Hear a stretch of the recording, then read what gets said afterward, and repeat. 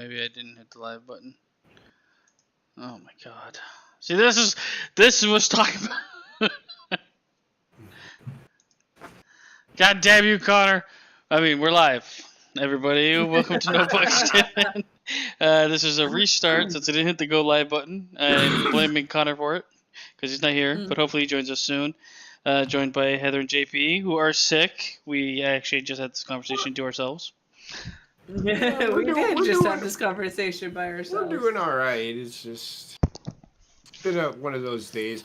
It's been an interesting day around the house. The Packers beat the Cowboys, which we'll talk about. I'll talk about it.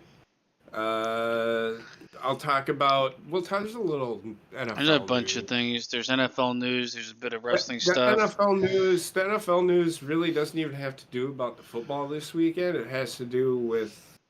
Well, it's about the football, but it's not about the game itself. It's about what it was being streamed to, if that makes sense. I'm sure we'll get into it soon. I know Heather had something she wanted to share. I'm gonna try apparently, Twitter is telling you how to be a criminal and get away with it. All you gotta do is buy yourself an extra finger and wear that in pictures. And all of a sudden, you can get away with crime. Oh, well, now you're on us, so. Yeah, It looked. At first, I thought it was a penis, like a cock ring with an extra little penis on top. yeah, no, it's an extra finger, and this way to make your pictures seem to be AI created. But you can tell it's not, because you can tell that if you look at the picture, you can tell the guy's wearing a fakie because he's got the thing underneath it. So them saying that And do you know how many times AI has done something like that where it looks like that as well? The thing is, like, it's not impossible to tell AI in pictures. I don't find like there's a couple like extremely convincing AI pictures, but it's when they've been like they not only were they created, then they were gone in Photoshop to look correct. Yeah. Like if there's extra work, it can't just AI generate it because something goes wrong at some point and it doesn't look real. So yeah, I mean, this is just, I think, some fucking horseshit. Like, I mean, come on, walking around stealing shit with an extra finger. Some people have extra fingers. India, everybody there. It's not true. Some people. I've met a couple people. Okay, Right. Extra little thumbs. Extra little thumbs. I just people doing this kind of shit, like wear extra fingers so that the photo looks like it's AI generated. If that's a real thing, a criminal would really try to do that. They would. That's how stupid they are. I mean, why not just fucking cover yourself in black clothing and then you don't look like anything? Yeah. Well, actually, there is a certain way to fool AI facial recognition, and it's just painting lines in a certain geographical pattern on your face. Right. Just get your face beaten in. That works too. And there you go. Beautiful. That's all I can say. Right. But we don't have too much to talk about today. We've got, like I said, a couple of things. Well, obviously some of the football chat just for what's happening in the NFL. And I guess what JP wants to touch on. We've got a couple of wrestling things, not really strictly about any wrestling event or anything, just things happening in wrestling. And then a couple like offshoots. We're going to talk about some things happening under the Disney heading and some things happening on my side of the world. Up here in Canada. Trudeau's at it again. Is Trudeau at it again? Oh my god. Canada is just embarrassing to me. And I live here, so there's that. I just got a question for you all. Is it true that what is happening in Canada right now, it is so cold that the power people are going to have like rolling power outages? Around the Alberta area? Well, maybe Alberta, not here. I mean, it's cold here. So if it's cold here and we're pretty southern, like the most southern point of Canada, right. And I told Heather it's about like probably negative 7, 8 degrees Fahrenheit here. It's probably super freezing up there or over there. I can believe it. It's negative 11 here right now. No, it went up a degree. It was negative 12. That's without the wind chill. Degrees Fahrenheit. Whatever that is in Celsius. Yeah, I'm not gonna look up the fucking transformation of it. There's no need to convert it. It gets weird. The actual conversion rate is It like, does, especially once you get into the negatives. yeah.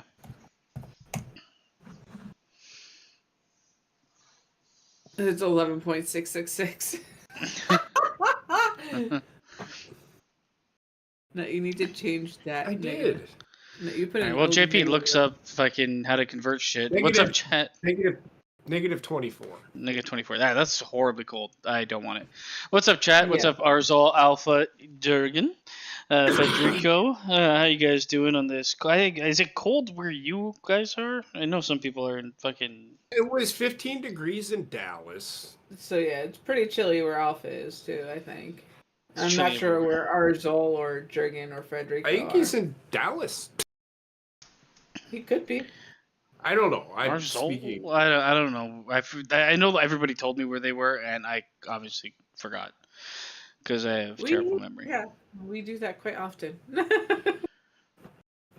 So it is bitter. It is very bitter cold here. Like Wendy and Wendy, she likes going out when I have to move the car during the winter because it's alternate side parking. I took her. She wanted to go out with me, and I'm like, the only way I'm gonna let you out that door is if you put everything on. I mean, I had her bundled up in everything. The only thing I didn't have her bundled up in was fucking a heater. So we don't. When it gets cold here, it gets fucking cold. Yeah. 41 in Corpus and also cool in San Antonio. So Corpus Christi is in southern Texas, and that tells you where this cold is coming from. And Arzol is 100 miles from Fort Worth.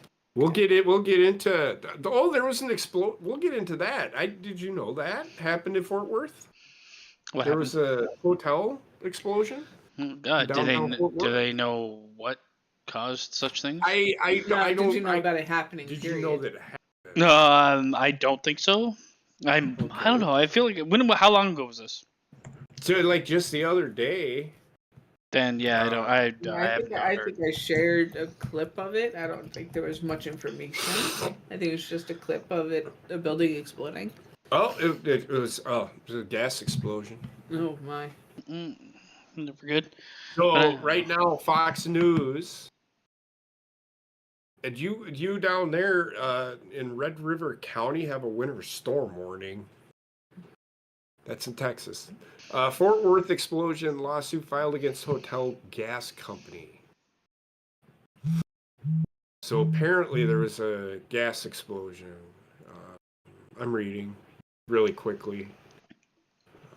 He's pinpointing the information he needs. The prioritize profit over state over safety. Basically, what they did is they rigged it so that it would pass inspection, and then... So the only thing that I can tell you, it was not intentional. So it wasn't a terrorist attack. Like everybody at first when it happened, everybody thought it was, but it was not intentional. So hey, Cody, what's up, man? Good to see you. Yeah, we just got like 20 inches of snow in like 2 days here. Yeah. So.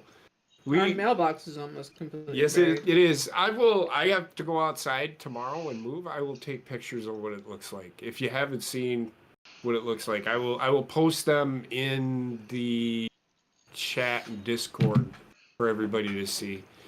It's pretty high. Like and that's just drifts or what they plowed off the street. Is up to my mailbox. Very bottom of our mailbox. Yeah. Which I probably will have to shovel that out at some point.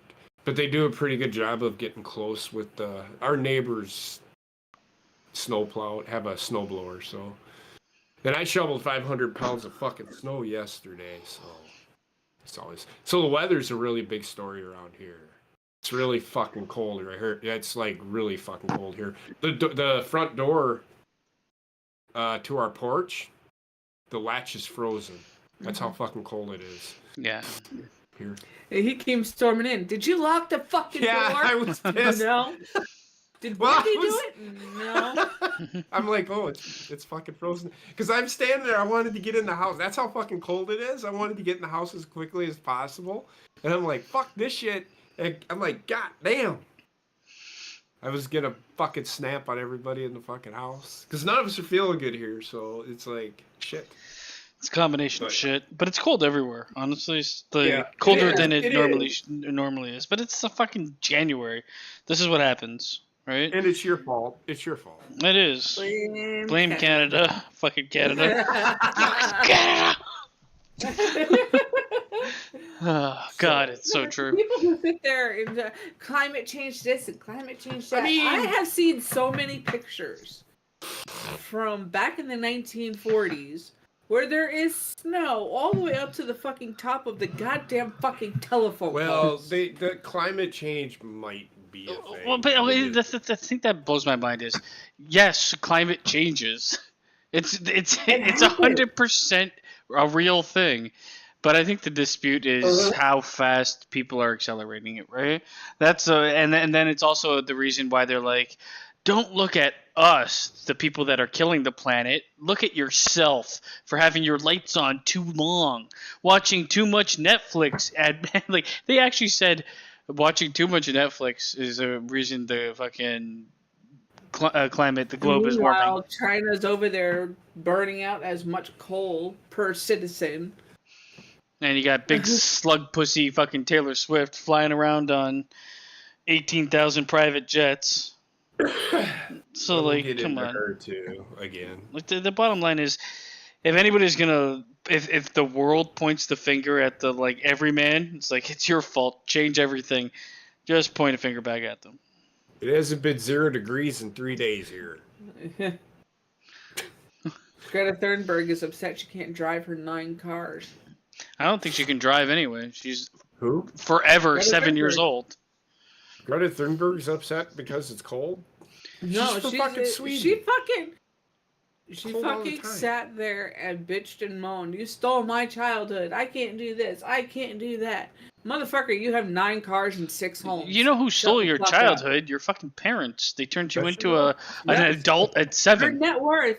Her net worth is over $1 million, and she owns 9 cars and 6 homes. What if they're all electric? Honestly, I hear Greta Thunberg, and I always think of Hansel and Gretel. I don't think of anything Yeah. else. I don't think of her like changing the world. She's like one of those figures that I know as we move forward, history will be like, oh, what a brave child she was. Out there going from country to country, yelling at people, and never going to the countries that were actually the biggest polluters because they'd probably behead Right. her. Yes, they would. They would throw her in jail because she is a woman speaking out. So if you notice, I don't complain about the weather because why? Yeah, Complain? just live with it. Yeah. If it's too fucking hot, I hate the people that it's too fucking hot. I wish it were cooler. And then it's fucking It's cooler, too and then fucking like, cold. oh my god, it's too cold. I like it when it's 15 degrees Celsius and only then. Yeah. I mean- I'm most comfortable at 70 degrees, but I'm a most 68 comfortable. degree Fahrenheit person. 68 to 70 is good for me. I'm okay with. Actually, I can go with, 72. 68 to 72. I don't mind the really cold weather though because the air quality improves. It kills the annoying bugs. The one thing I hate about the really cold weather is how dry the air becomes. Yeah, so that's we have that problem. That's So she the woke rough up shit. yesterday, and this was her. Oh, make it through the day. She couldn't even fucking talk. It was Literally, I fucking could great. only whisper. Otherwise, I felt like I would breathe fire into his face. I looked at her. Mummified. This is how I did it. I looked at her and said, "Are you okay?" And she's like, "I can't talk." Ow. You are talking. I just can't fucking understand what you're saying to me. Who's the Mummy starring Brendan Fraser? Yes. So every day for the last 3 or 4 days, she's gotten up. I said, "How you feeling?"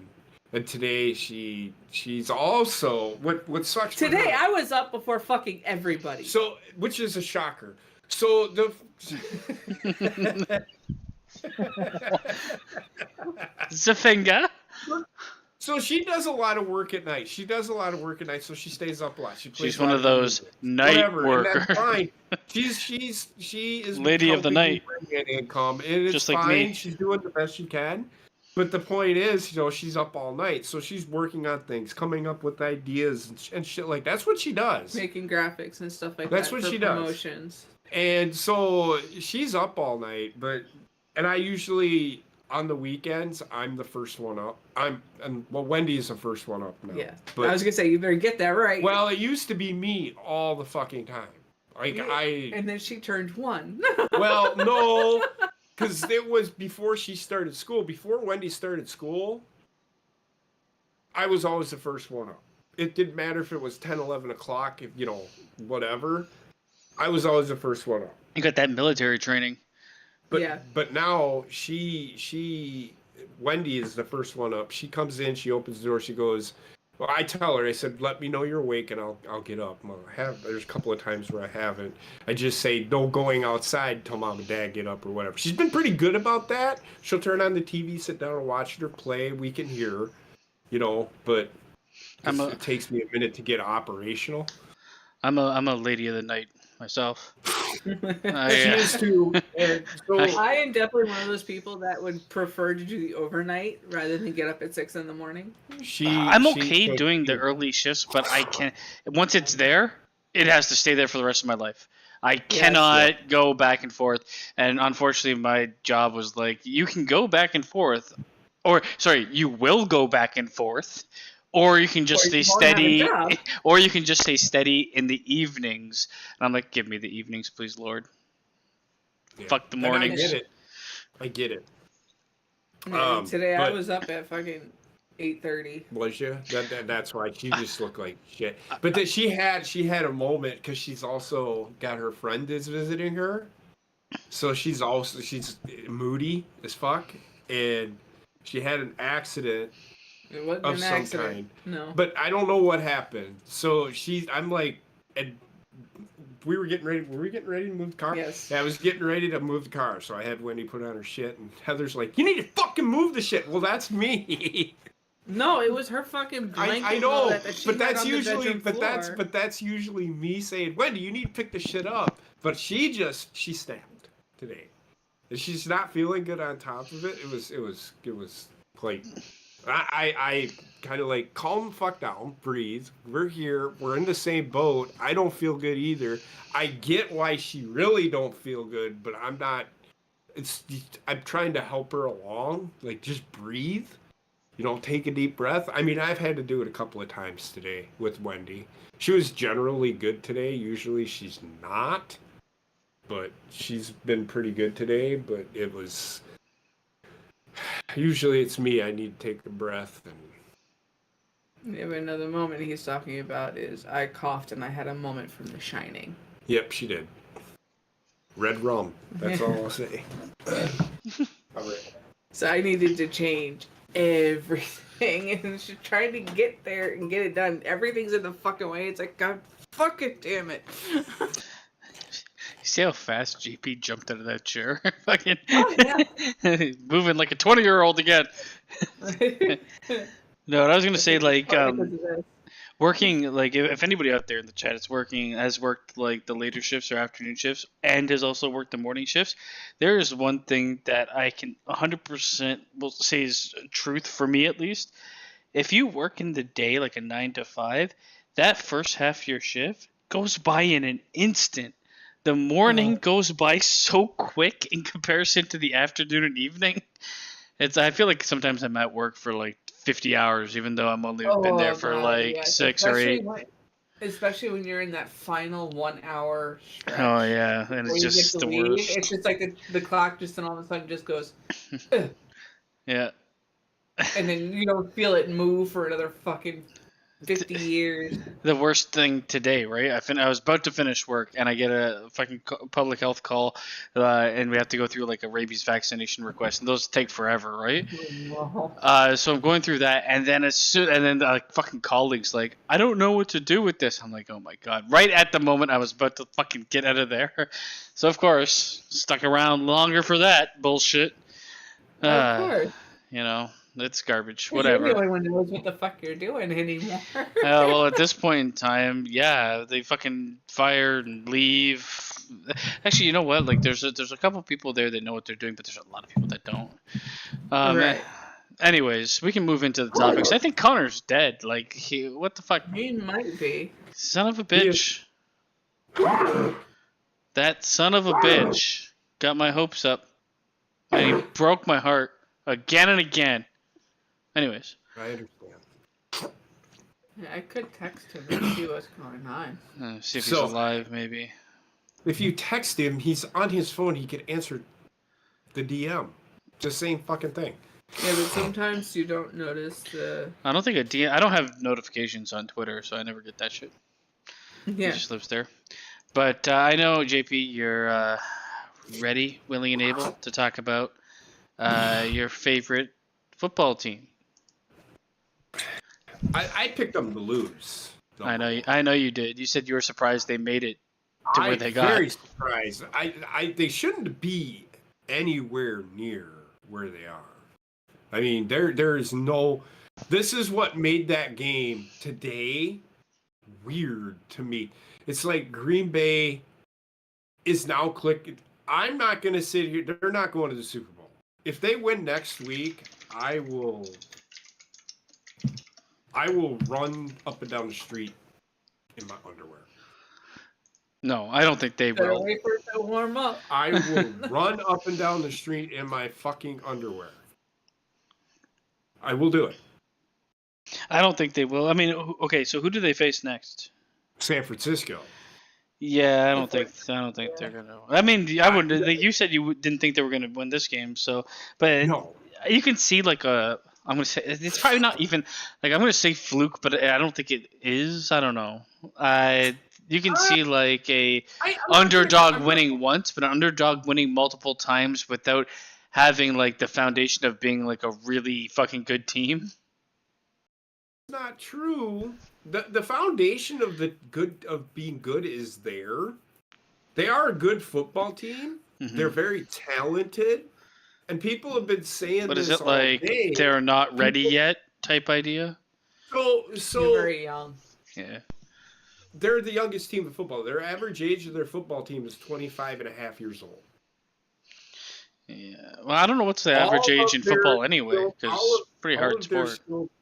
All of their skill players, the receivers and tight ends, are all first and second year players. Yeah. All of See, them. They don't that's have where veterans. the like it's a relatively rookie team.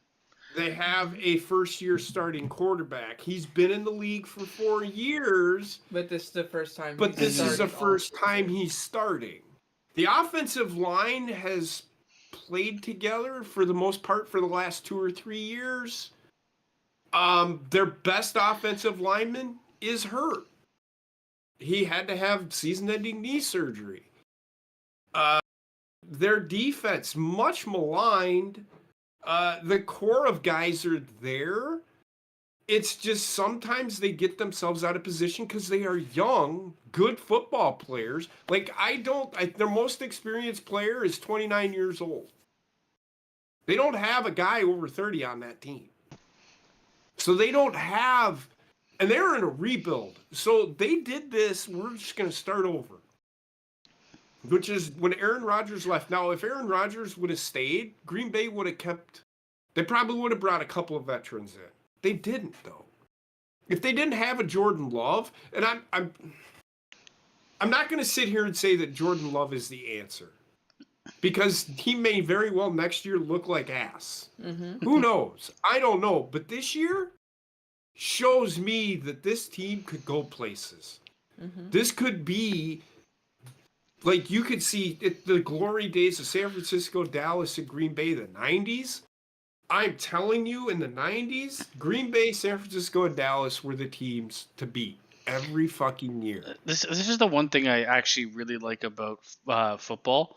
Is the playoffs are one and dones. There's not best of sevens, best of five. That's really where you can get like an underdog or a dark horse. It makes it a bit more intriguing because like you have to bring your best immediately. It's game 7.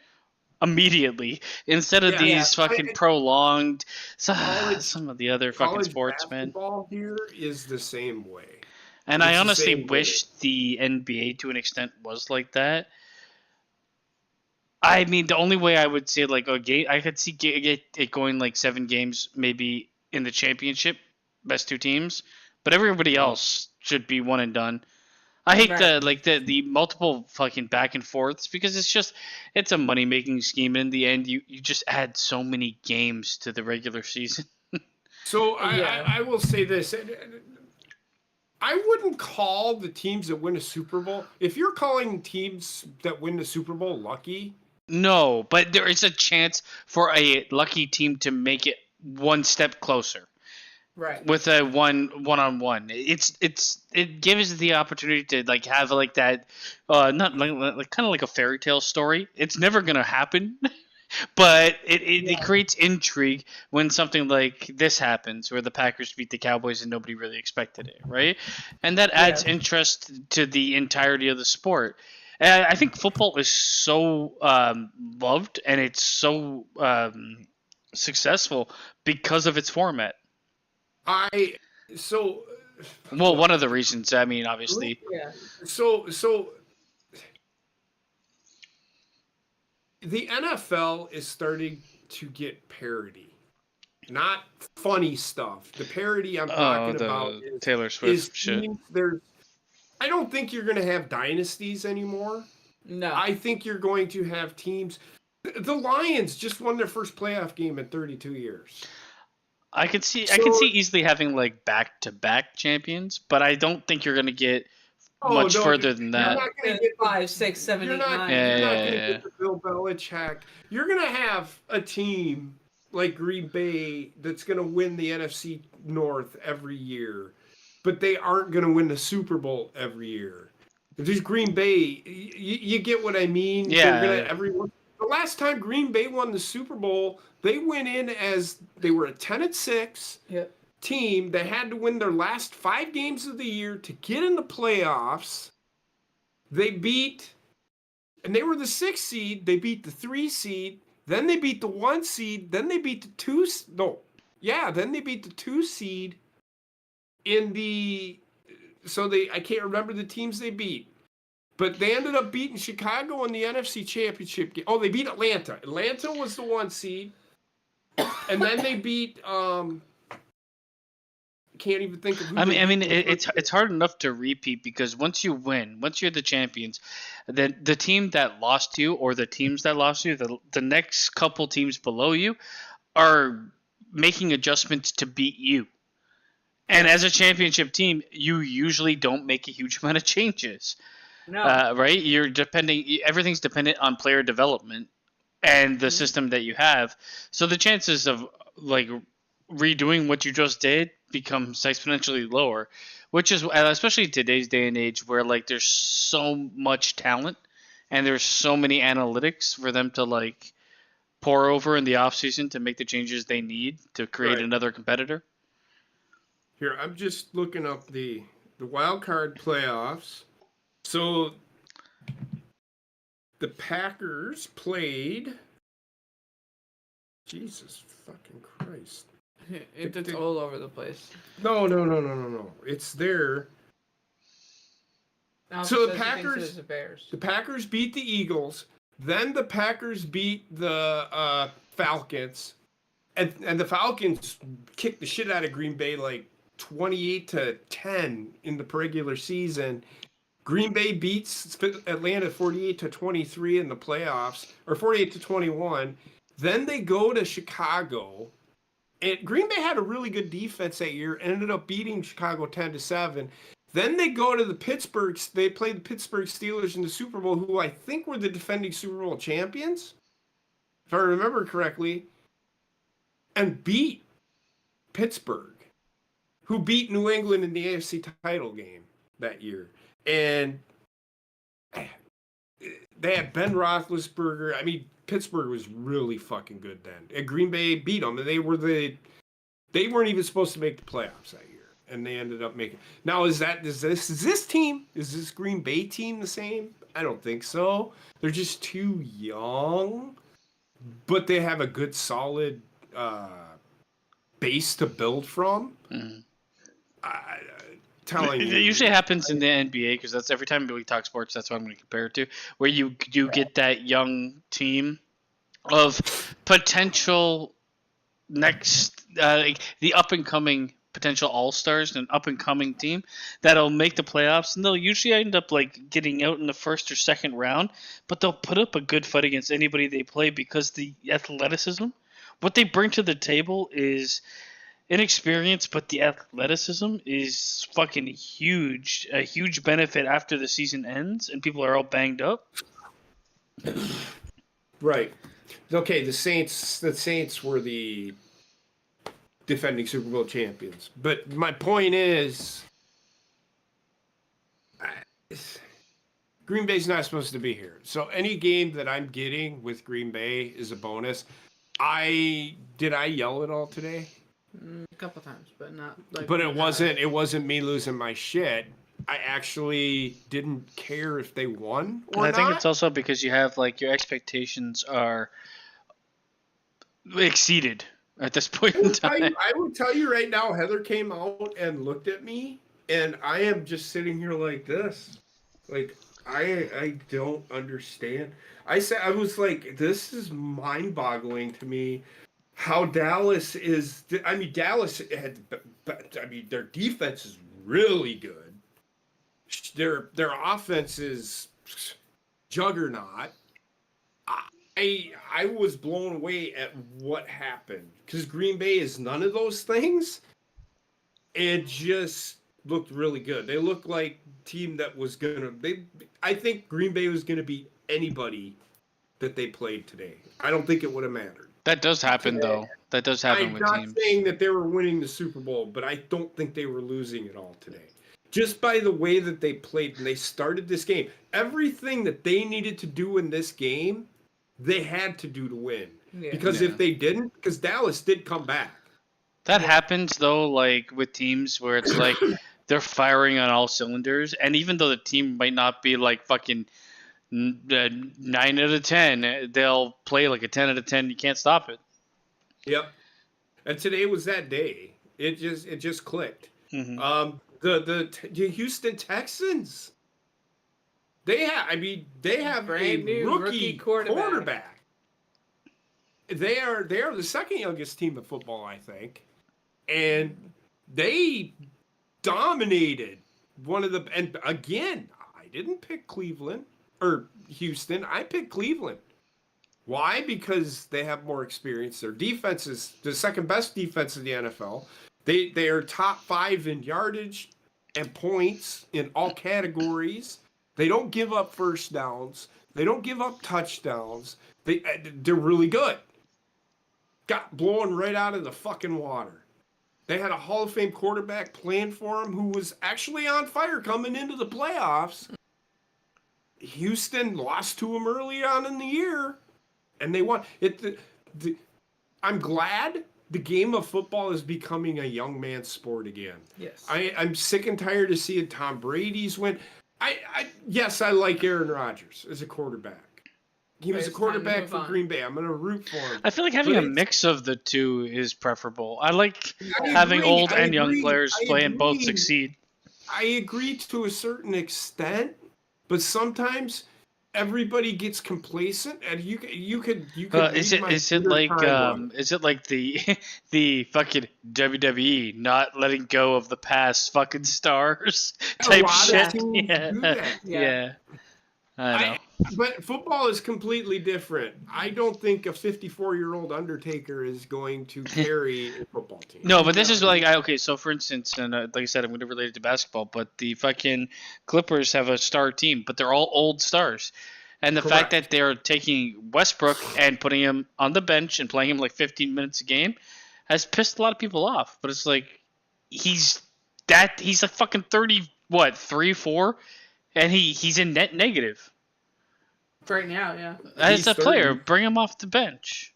Westbrook? Yeah, Westbrook is. I mean, even he's in his 30s. But like he's a guy that really relied on athleticism, and he's a poor shooter. His field goal percentage sucks. So like he's an He is- inefficient scorer. Right. He's 35. Yep. That's it for basketball players, man. 35, Wait. you're getting close to retiring. You're This They're year, this ancient. year he's averaging 23 minutes per game. Yeah, but he started until they got fucking what's his face, the Fear of the Beard. They brought him in, and once they brought him in, James Harden, they moved Russell Westbrook to the bench because he doesn't work for that team, and they've been winning, and that's what you want your team to do, regardless of the players. So like that, they have moved on from some of the old James guard. Harden is only a year younger than he. Yeah, but he's a better player. Is he just though? at this point in time, he is. He's a And better offensive player. he works I don't better know for the about- starting lineup. He gives them more spacing, and Okay. Russell But if you're Westbrook gonna is talk good. Offensively, yes. Yeah, but defensively, Russell Westbrook isn't a fucking wizard. He's not And great. James Harden is considered one of the worst defensive players. He's a gambler. He'll get steals, but he's that like basketball defense is weird because people are like they look at stats and it's like that's a great defensive player.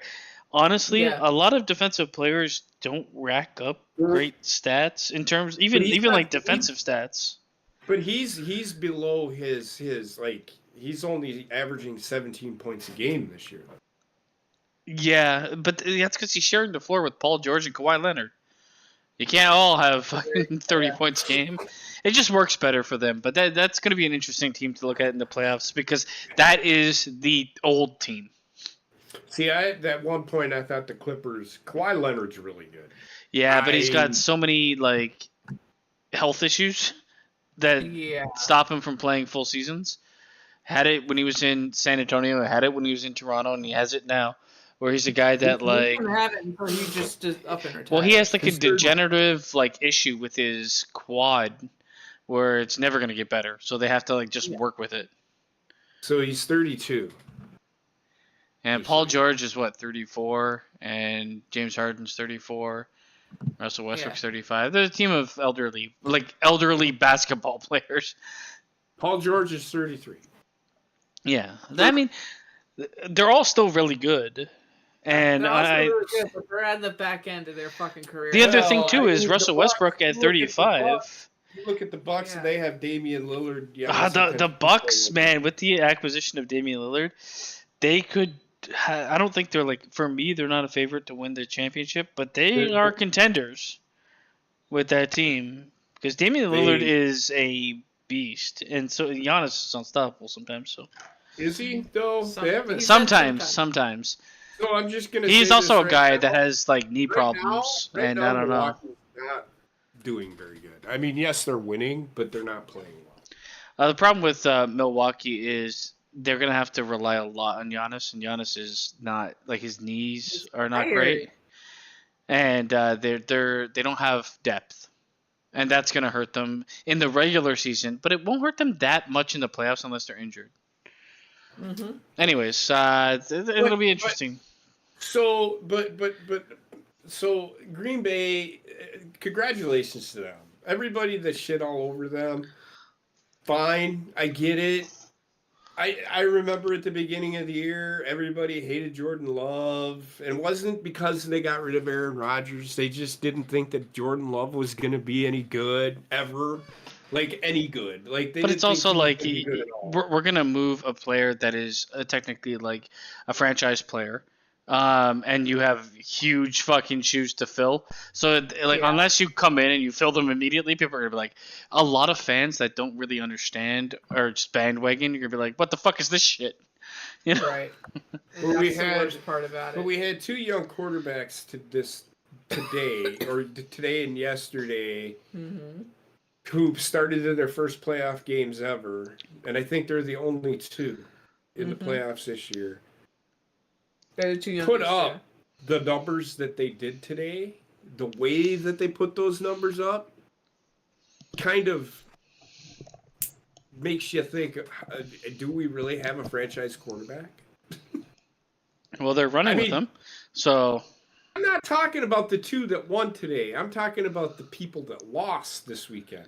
Not saying that they aren't. Matthew Stafford lost tonight. he is a franchise quarterback. He's getting old though. His time is coming. Jared Goff, he's younger. He's like 31, I think.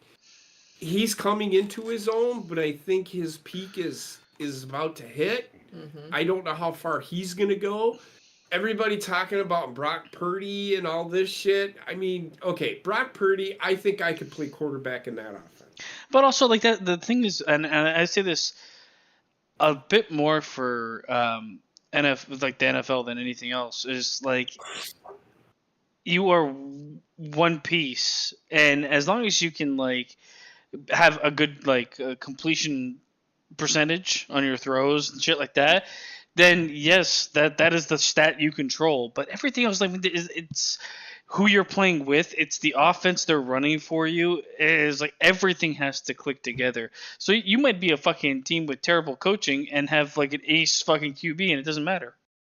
Yeah, Jesus exactly. Christ! I just looked at the roster for the Clippers. They have John Wall. Yeah, but Who he's is considered one of the best players. I know, but he's now In college. not playing. Really? Yeah, they probably don't play him very much. He's old, and it's weird because like there was. Yeah, but the thing is, when I say he's old, not like number wise, he is old in terms of like he's kind of washed as a player. Well, he's been in the league for 15 years. His play style doesn't really work anymore. The league has like really gone with analytics of like big, like really good percentage guys. So, which is weird to me because like there are a couple still like Fred VanVleet, who was playing for the Raptors, terrible percentage guy. I don't know why he got the contract he did. So, but everybody else is like, if you're hitting your more shots than you're taking, like then you're golden. That makes no sense. It makes 0 sense to me too. Makes 0 sense. Also, point guards, man, when they slow down, John Wall's another guy, athletic point guard. When he loses that burst, that's it. That's true. You know what I mean? Like I get it. But again, I'm not a huge point guards. I find are the actual position that probably ages out of the league quickest because they are ball dominant, and a lot of them, if they're athletic based point guards, will age out of the league. The other ones that are like intelligent point guards, like Chris Paul, who's good passer and stuff, he can play for forever. John Stockton can play for forever. Yeah, even Steph Curry can play for forever, and not so much for his passing, for his shooting. If you can develop a skill that it is not based on your athleticism, you'll be in the league for a long time. Correct. So yeah, when it comes to football, that's just my point. The firings that have taken place kind of make no sense to me. Like the Vrabel firing, and I talked about this on my show Wednesday night, does not make any sense to me. I get it. But I was not I don't think the Titans not winning is Vrabel's fault. Vrabel, it's the front office. It's the same as the Bears, man. The front office has bumbled. They have a franchise quarterback in Chicago and don't put the pieces around him. When they don't win, they continue not to put the pieces around him so that the organization doesn't get blamed. They blame the player. This is a fault of the organization. The way I've seen a lot, like at least from my perspective in sport, it's like, oh, the team's not winning. The first to go, from what I've seen, is the coach. The second to go is the players. The third to go is the front office. I'm like, man, there's some teams out there that you can't look anywhere else but the front office. Yeah, but I don't think Vrabel was the problem. I think it was just players. Now, the front office, they've got a good young team. I think if Vrabel would have been given another year or so, I think he would have turned it around. It's time for Tannehill to go. They just need to get a offensive line around him like they had. They don't have that anymore. They need to build that. They had that offensive line. That's why Tennessee was so good. And they need to change the way football is changing. So football, and I talked about this on my show with it's going to college football. It's becoming a young man's sport. The ball is you may be 29 years old. You're going to be too old to be playing in the NFL here in a couple of years unless you can stay in shape. You're not going to see a Tom Brady play until he's 45. You're not going to see that anymore. Aaron Rodgers might play next year, but I think he's retiring after this next year. You're not going to see a quarterback play into his 40s anymore. The game is changing so much. It's actually getting rougher than The what future of the NFL is the quarterbacks like a Jordan Love or a CJ Stroud, or you have Justin Fields, Lamar Jackson. That's the future. Lamar Jackson's getting too old. Yeah. Lamar Jackson's 28? Yep. And he's probably only going to be around for about 3 or 4 more years. Yeah, you have to keep a certain level of athleticism. Because of the style of football that he plays. And I don't think Lamar Jackson will ever change the way he plays the game. I think the day that he isn't able to do what he has done, he's done. He's not going to go out. He's not going to hang around just because. You won't see records broken in quarterback records. You won't see Tom Brady's records broken ever again. You're going to have to throw for like 8,000 yards a quarterback, because the way the game is changing, you're not going to see it. Unless they just completely take the run game out of it, you're never ever going to see you might see receivers break records now. Yes. Because there's receivers now catching 135, 136 balls a year. Mm-hmm. You're seeing receivers getting 1,800 yards a year, 12, 13, 14 touchdowns. It's changing. And if you can't complement the two phases on offense, you're not going to succeed in the NFL. The thing is, though, it'll change again. Because there's always an era for like a certain play style that exists. So like, yes, maybe in the next like 20 years you won't see any records like that being broken, but then it'll change again. There'll be that player that comes out that's like everybody has to fucking change the way they play because of this person and this offense. Yeah. So it does exist, but I do find like when looking at like eras of like play style, it lasts about the length of a career. Right. Yeah. Of a player. You wanna give me the good stuff. Because I wanna say this. So Jerry Jones. You were the chosen one. I kid though. Look, if you're a Dallas Cowboys fan, I used to be a Dallas Cowboys fan as a kid. I wholeheartedly understand how they, especially the little kids, feel.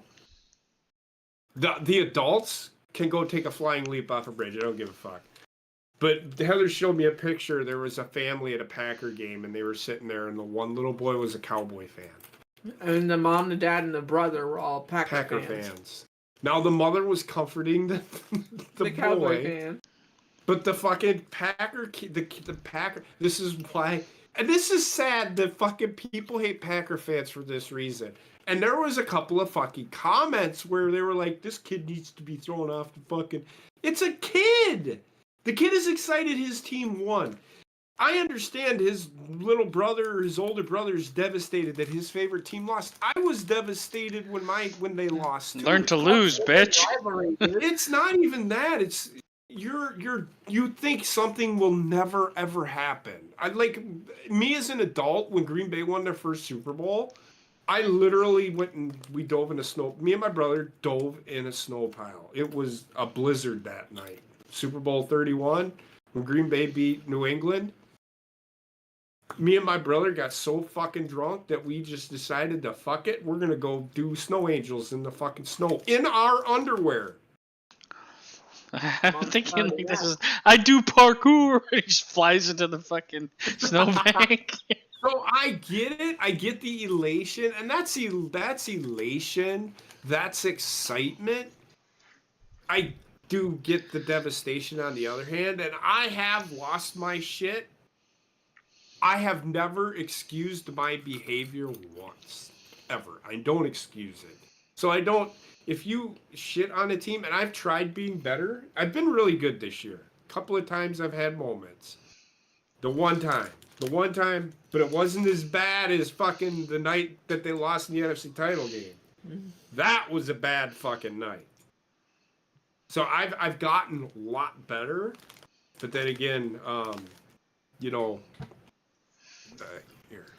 Let me do this.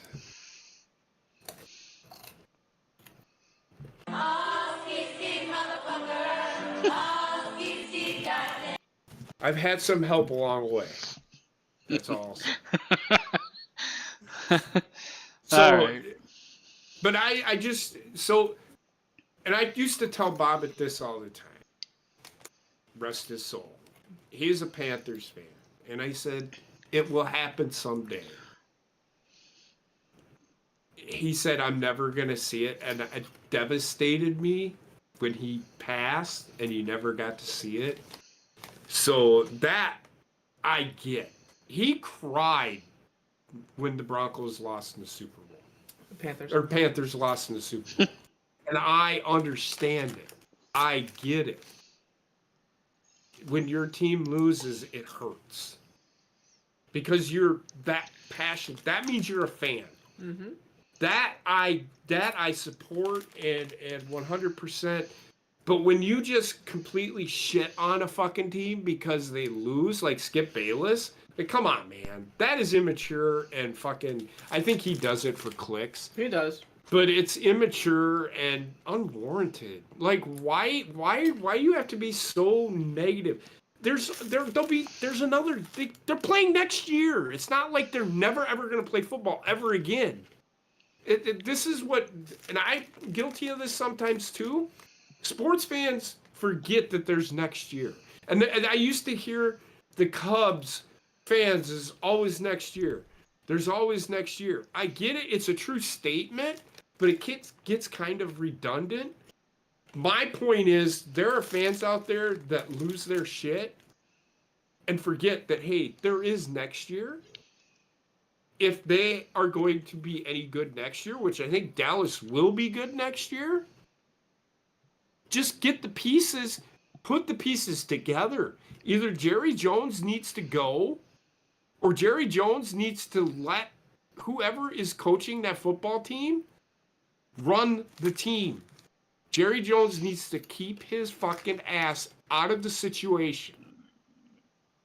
The guy's already won 3 Super Bowls, and everybody's saying, well, he needs it for his legacy. What the fuck are you talking about? Legacy. He's already won 3 fucking Super Bowls. Does it fucking matter? Jerry Jones needs to let the fucking guy that's running the team on the field run the team. You get the fucking players, let the coach do his fucking job. That's the fucking problem in Dallas. The problem in Chicago is the exact opposite. They won't put the pieces in fucking place so that the fucking football team can do their fucking job. There's 2. Do you see how I did that? There's 2 different reasons why Chicago and Dallas suck. Dallas has got the pieces. They just need to Jerry Jones needs to let the fucking coach run the fucking team. Get a guy in there. Bill Belichick is the answer for them. If you want Dallas to fucking win Super Bowls, Bill Belichick is your guy. I don't think Jerry Jones will ever give up fucking control. He won't. Enough for Bill Belichick to come to Dallas. But if Bill Belichick comes into Dallas, that is the only way it's going to happen. Is if Bill Belichick says, "Look, let me run the fucking team. You put the fucking players on the field. I'll help you put those players on that field, and we will win us some fucking Super Bowls."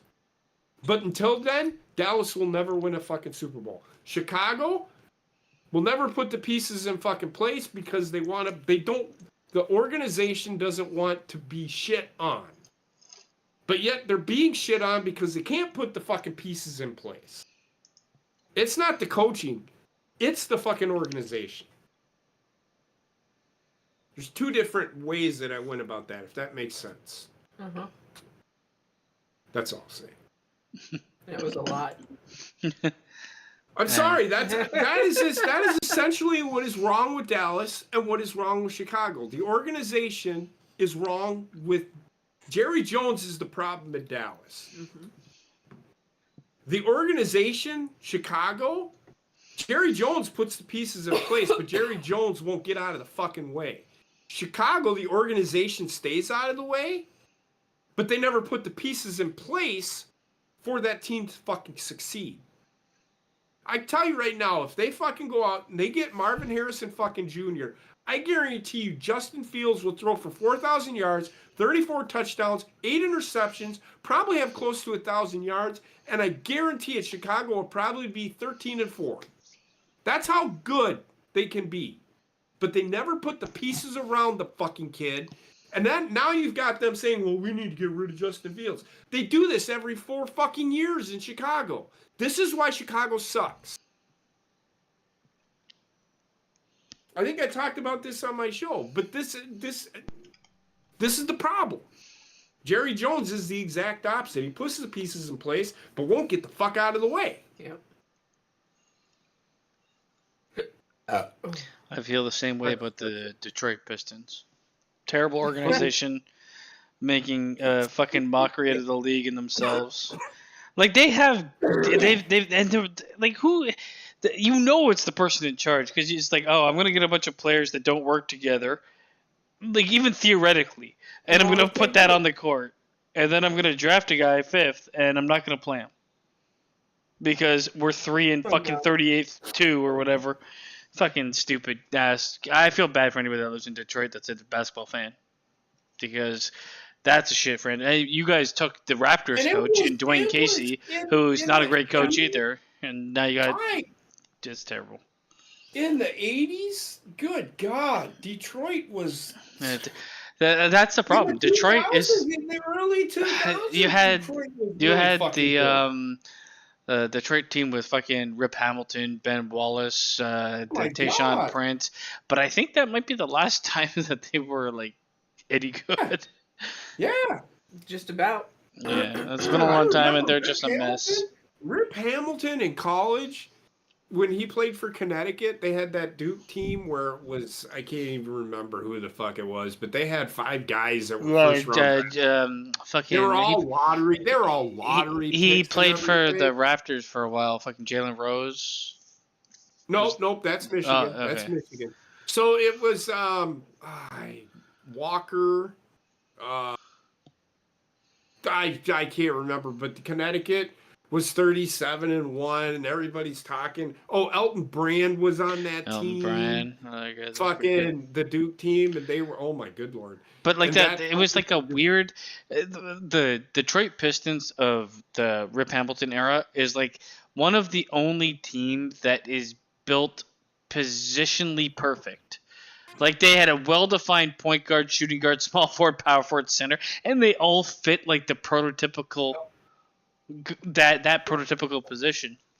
It worked for when it worked, but now they're shit. So fuck them. Get that shit together. Your team sucks. Figure it out. I feel like it's like Detroit put all their money into the football team because the Lions won tonight, so they're on to the second round of playoffs. The Pistons are horrible. They're garbage. So yeah, I think we've talked enough about sports, at least in the traditional sense. We can always talk about the next greatest thing that Trek shared and didn't know who it was. Her Oh Majesty. yeah, that video. Oh my god. I saw that video and it's like, who the fuck is that? And he's all talking it up like, oh yeah, this is a great signing for No, them. no, Blah, he blah, was like everybody's saying it's a great signing. blah. Yeah, I But know. I'm saying he was being sarcastic Yeah, about yeah. it. And it's just like, who the fuck even is it? Just to I find out, honestly it's Dana had Brooke. no idea looking at it because She looks 30 years older. she didn't necessarily look young in WWE. She always looked like she was like a surgery away from being one of those guppy fish. Yes. Yeah. So But my God. where did she show up? Where was it? TNA. Okay, so like TNA had this big big announcement, and they showed up with Dana Brooke and they showed up with fucking Dolph Ziggler, and neither of those two. I mean, and I'm seeing it on the Twitter timeline. It's like, oh my god, Dolph Ziggler is gonna move the needle in TNA. I'm like, what? Why would you believe that? I don't know. I do not know. Is Dolph Ziggler all of a sudden gonna become something much bigger than he ever was in WWE? Because he's had fucking because he 15 waited years too to change. long. He had 15 years to change. He is going to be the same wrestler in TNA that he was in WWE, which isn't a bad thing, but he's going to be relatively the same gimmick that he was. Like, he's not going to change completely from what he was. And if he wasn't really cutting it there, how is he going to be like the next second coming of fucking Jesus Christ in TNA? Not because he can't change. He's too afraid to change because he waited too long to change. But I feel like And he's that just is a comfortable in that problem role. A lot of these people are having. I think he's comfortable in that role, and therefore there is no need to change because he's always going to be sought after because he can wrestle and because he can talk on the mic. But I mean, we started off with Dana Brooke being like this reveal in TNA, and it's like, who gives a fucking shit? So, so it was big for TNA. It was a big signing for TNA. Dana Brooke is a big signing for TNA. For TNA, it's a big signing. No, is my no. point. So that's my point. For TNA, it's a big signing. That's it. Dolph Dana Ziggler, Brooke, again. I struggle to believe Dana Brooke can be a big signing for anybody. I mean, I don't even think McDonald's would be happy about having her. I think you're missing what I'm saying. I know, but TNA is not. I understand. It can't be that bad. It can't be. It is. It is. My God. Do you know how much TNA has lost because of the shit going on? But with that, Dana Brooke, having no doctors there, having no ambulances there, having no TV coverage. They fixed that. I feel like okay, so then TNA is like the last stop on the road of wrestling. It is. For wrestling. It is. Between TNA and ROH, those are the last two places you can go. And guess where both of those lead? The only reason they also showcased Dana Brooke as like some fucking model with.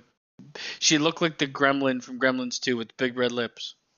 All I'm going to say is this.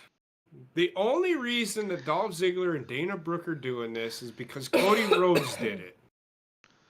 Cody Rhodes doing what he did.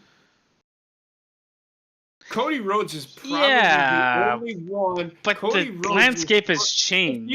If you're gonna fucking sit there and fucking tell me that Dolph Ziggler going to TNA to find himself, and then he comes back to WWE, I guarantee you, fucking Dolph Ziggler comes back to WWE. Guess what he's gonna be? Dolph fucking Ziggler. Yeah, this is what I was like. While you're out of the room, it's like, what change are you really gonna see in this guy? If he hasn't made the change already, or if he hasn't been willing to like fucking walk away from the company because he was being pigeonholed, this is him forever. Yeah. Like, I don't think Dana Brooke will ever get any better. Dana Brooke will go from this to never wrestle again, in my opinion. Right.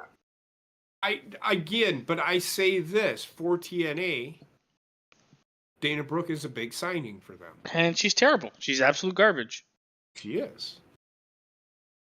It doesn't help either that she has lost some of her muscle mass. She's not as big as she was before. But it's because of where she was is why I say what I'm saying.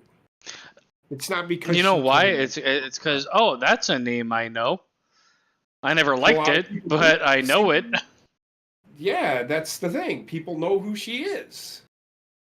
It's Well, kind of see, that's like the thing. a. I didn't know who the fuck she was because they were calling her this fucking Ash from what? What was the name they were calling her? Yeah, I don't know. It was Ash something. Like I didn't.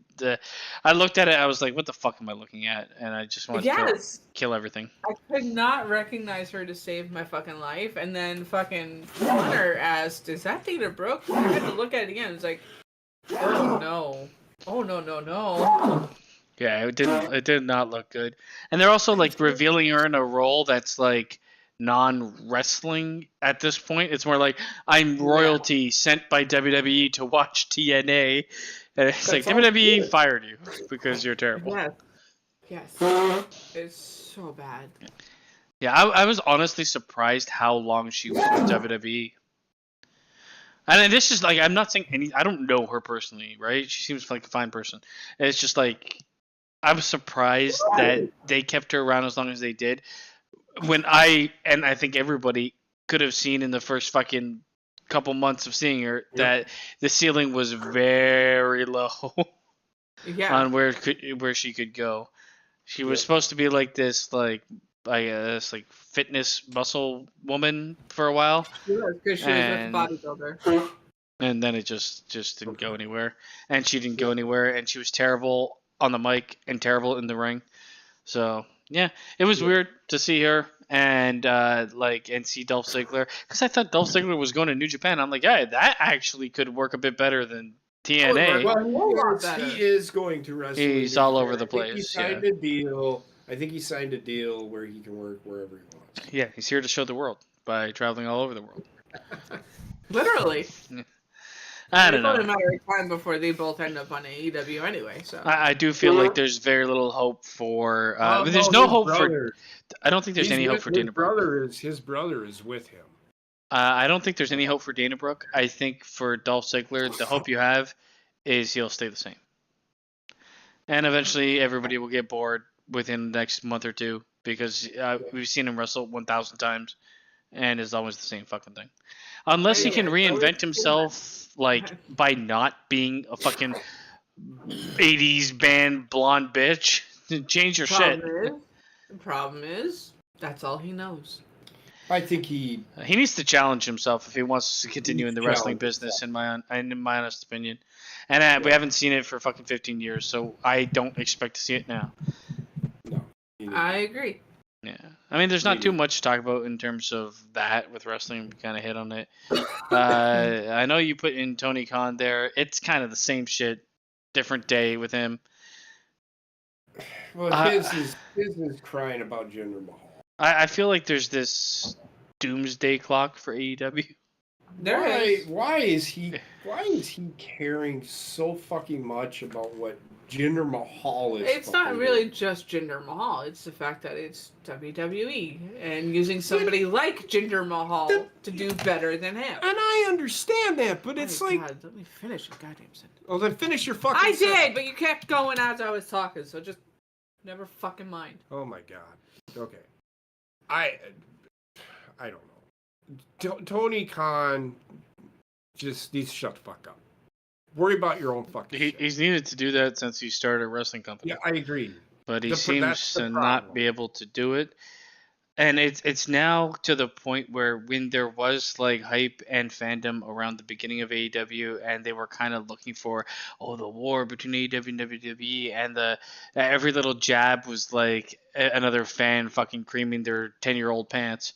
Mm-hmm. Now this is desperate. It looks bad.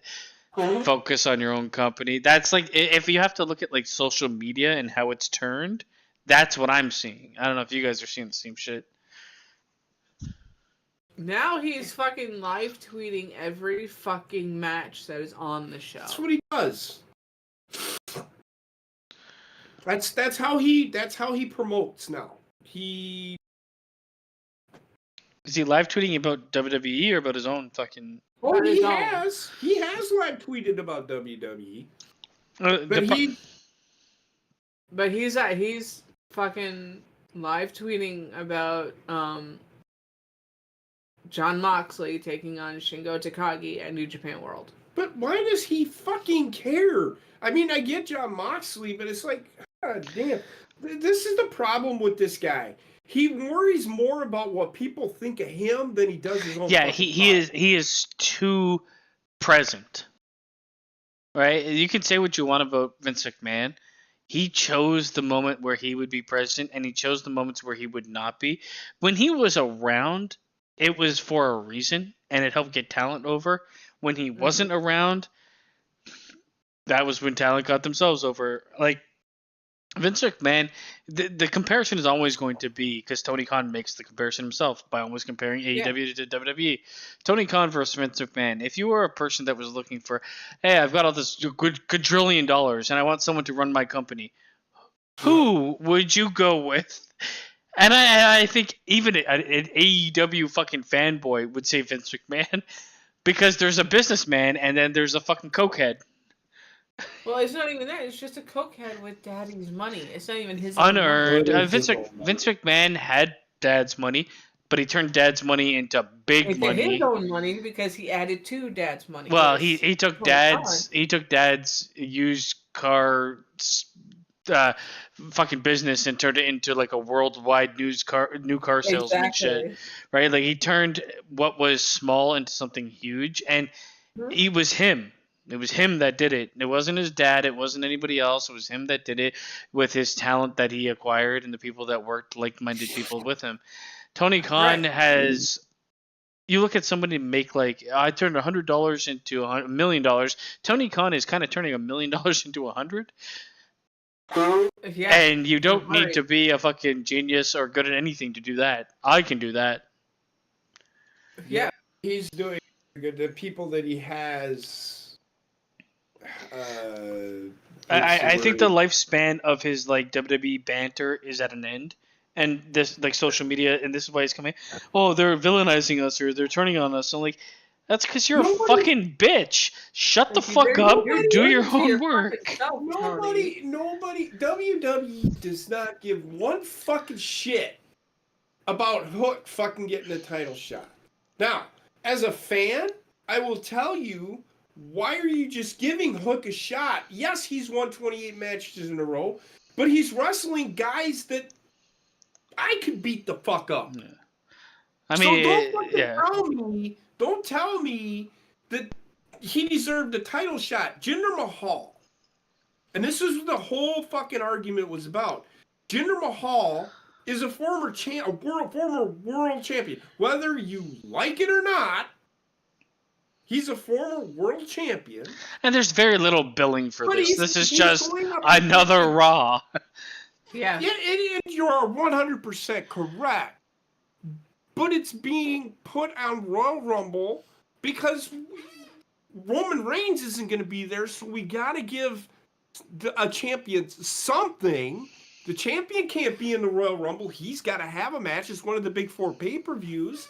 Roman Reigns has a match. Yeah, he's got a match there. But my point is, come on. It doesn't matter what fucking Jinder Mahal is getting a shot. He's a former world champion. That's why he's getting his shot. Did he fight for that shot? Did he have to? Did you just flip me off? Come here, Wendy. She's not feeling good. Come here. She comes in smiling and super happy. She's not feeling good. No, I feel like when it comes to Jinder Mahal, who cares? I mean, at some point in time, you have to have your champion fight somebody that's an unrealistic challenger, okay? It happens all the time. It happens in AEW, it happens in WWE, it happens in TNA and New Japan, it happens everywhere. Yep. Like, but it's the idea of like getting hooked up on this and always trying to draw a comparison. Just do your own shit. Stop like looking over at someone else and be like, I'm doing it better. I'm doing it better. Mm-hmm. That kind of person, everybody wants to punch in the face. Yep. So stop. That's all I'm saying. I wouldn't put because I said it. I said, who's the bigger star, Hook or Jinder Mahal? I think Hook could be.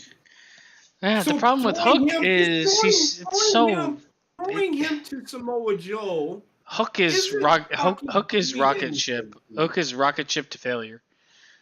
So everybody liked Dusty Rhodes, and I like Dusty Rhodes too, but Dusty Rhodes was a hot shotter. Yeah, and that's kind of what's happening with Hook. Hook is not ready. He's not exposed enough. Oh, he's won 28 matches, whatever. Yeah, but nobody cares. Nobody cares. Nobody's seen these 28 matches. We've seen maybe 4. No, I mean, what you do with Hook is you have Hook. He does matches on Rampant. Hook wrestles a lot. You have Hook take Samoa Joe to Samoa Joe's limit if you want to push Hook. Yeah. Anything else is a failure. You do not make him win because Hook should never win. That's the only way I see it working. That's the only win in terms of booking, and we'll see what they end up doing. But again, it's just for me like this upmanship, and this like this constant comparison makes me fucking hate AEW. Mm-hmm. I get you. I just hate how they operate in that respect. It has nothing to do with the wrestling there, booking that part. Oh my god. Triple H is doing a really good job of ending shows to lead into next week. Mm-hmm. So you know how wrestling, you want to have that cliffhanger? Mm-hmm. Like, so what was it? Oh, Roman Reigns the week before and the Bloodline interfered in a triple threat match with who is going to be the number one contender for his title at the Royal Rumble, right? And they interfered in the match. They beat the shit out of all three of them: Randy Orton, LA Knight, and AJ Styles, right? So Nick Aldis comes out, and they've added another layer to the story where now Nick Aldis doesn't give a fuck who Roman Reigns is. I run fucking SmackDown. You don't, motherfucker. Cross me one fucking time. Well, he did. And Aldis looked at fucking Paul Heyman. Paul Heyman's got that smug look on his face like, now Roman Reigns doesn't have a challenger. But little did fucking Nick Aldis comes out, looks at fucking at Paul Heyman, and the way that they ended the show, he goes, that's fine. But just because what happened here, you've now made a fatal four-way. That's how you fucking make a match. Mm-hmm.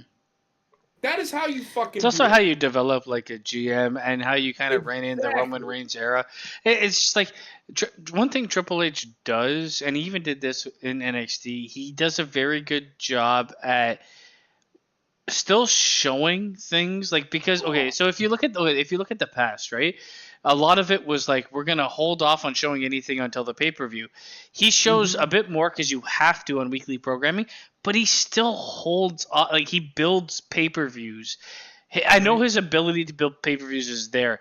In the past, because he was writing a, I'm not gonna say a sinking ship, but like a ship that wasn't doing too well. It takes a long time to write that and get all your ideas implemented and get rid of the old, right? And I think that's kind of where we're getting now, where you can expect each pay-per-view to actually have a relatively solid build for the matches that are taking place. And it's going to be outside of just like, oh, we don't like each other, we should fight. You're going to have that idea like in this where Roman Reigns is kind of digging his own grave. Right. Yeah. I found but then the very next week they did the 3-on-3. Nick Aldis came out at the beginning of the show, and it was so good. So he came out, and it was the Bloodline. They attacked Randy Orton, and the Bloodline, whatever. I can't remember how the show started because I actually missed the beginning of it. And he's like, that is fine what you did this last week, but you're going to have a 3-on-3 match, and it's going to be Randy Orton, AJ Styles, LA Knight versus Jimmy Uso, And Solo Sikoa, and Roman Reigns. And this was so good. Paul Heyman gets that smug look on his fucking face again, like we can't have this match because Roman Reigns isn't here. Because what Roman Reigns says go, because he's a tribal chief, right? Nick Aldis looked at him and he said, oh, that's right. No, he said, that's fine. He said, that's right. I forgot. Roman Reigns isn't here. So that being said, you'll have to find a third partner. If you can't find a third partner, then it'll be 3-on-2. Again, that's how you book a fucking match. But it's also how you like bring in an authority figure to like. So what they did throughout the fucking night is they revolved the show around that story and that match happening at the end. Who is going to partner with these guys? And what they did is something that usually WWE doesn't do. They couldn't find a third person. Paul Heyman's starting to realize that Roman Reigns has made enemies. All over the place. All over the place. Well, the one thing I So like is, it kind of reminds me heavily of, outside of like what the Attitude Era stood for. It reminds me of Attitude Era booking, and where they would have like the main star, and the main star's storyline would run through the show while everything else was happening, and you'd have bits and pieces of other storylines. Mm-hmm. But the other thing is, like, if you had to reinvigorate Roman Reigns' run, you bring in an authority figure. Who does that sound like? No, but Triple H is he's mimicking what happened in the Attitude Era without the Attitude Era shenanigans. Yes, you don't see the blood. You don't see the bra and panties. But you also, you don't see any of the fucking gratuitous shit. But it's the same booking idea. It's like once you get so far with somebody who's so dominant, a Stone Cold, a Triple H, or whatever, The Rock, who do you bring in? Who's better or more dominant than a wrestler? Someone that books the wrestlers, someone that's in control of the show, and that's where you go next. And they didn't have that for a while. And I mean, Connor said this too, and I agree with him 100%. Like, if you're gonna do a brand split, you have to have authority figures. And Triple H knows that because he had fucking William Regal as a GM for how long? He knows like the benefit to having an authority figure that's not not wrestling actively. The only problem that I have right now is the tag team titles. Yeah. Honestly, it's an uphill battle with the tag team titles, and I think it's an uphill battle with tag teams because they've been used so frequently as throwaways. Rebuilding like a competent tag team division is going to be one of the hardest things they do on the main roster. Yep, I 100% agree. They've been trying.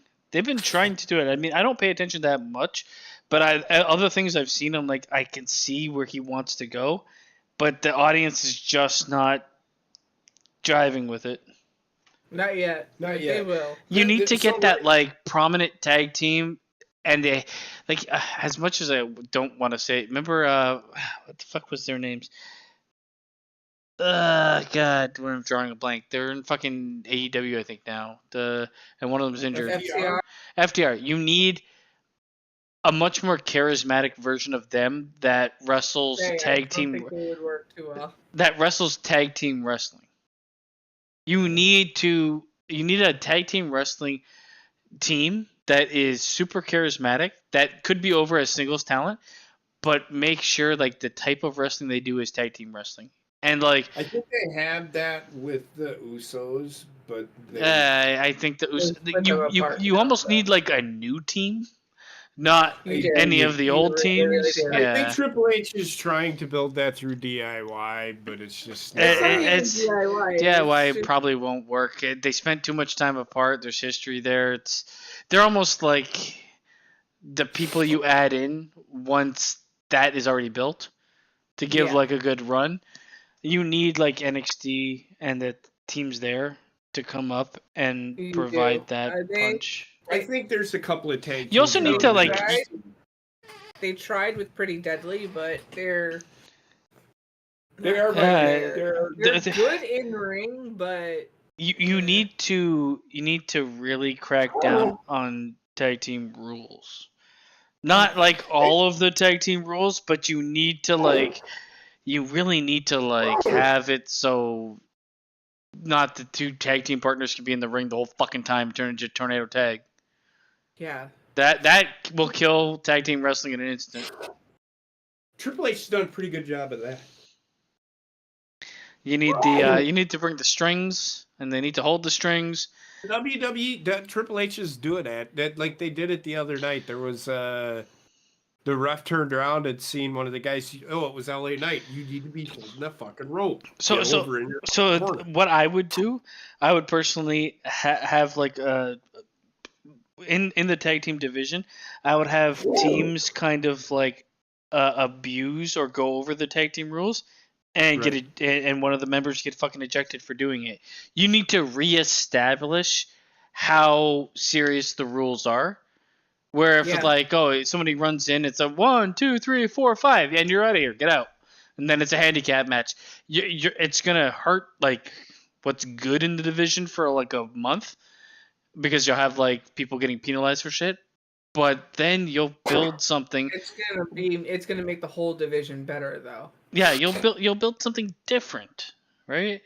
And you got Johnny Mayweather coming in and say, "Go Niners" against the Packers. Whatever. Should have been here about an hour ago. That's when the football talk was. I know. I gotta take a quick pee, guys. I'll be right back.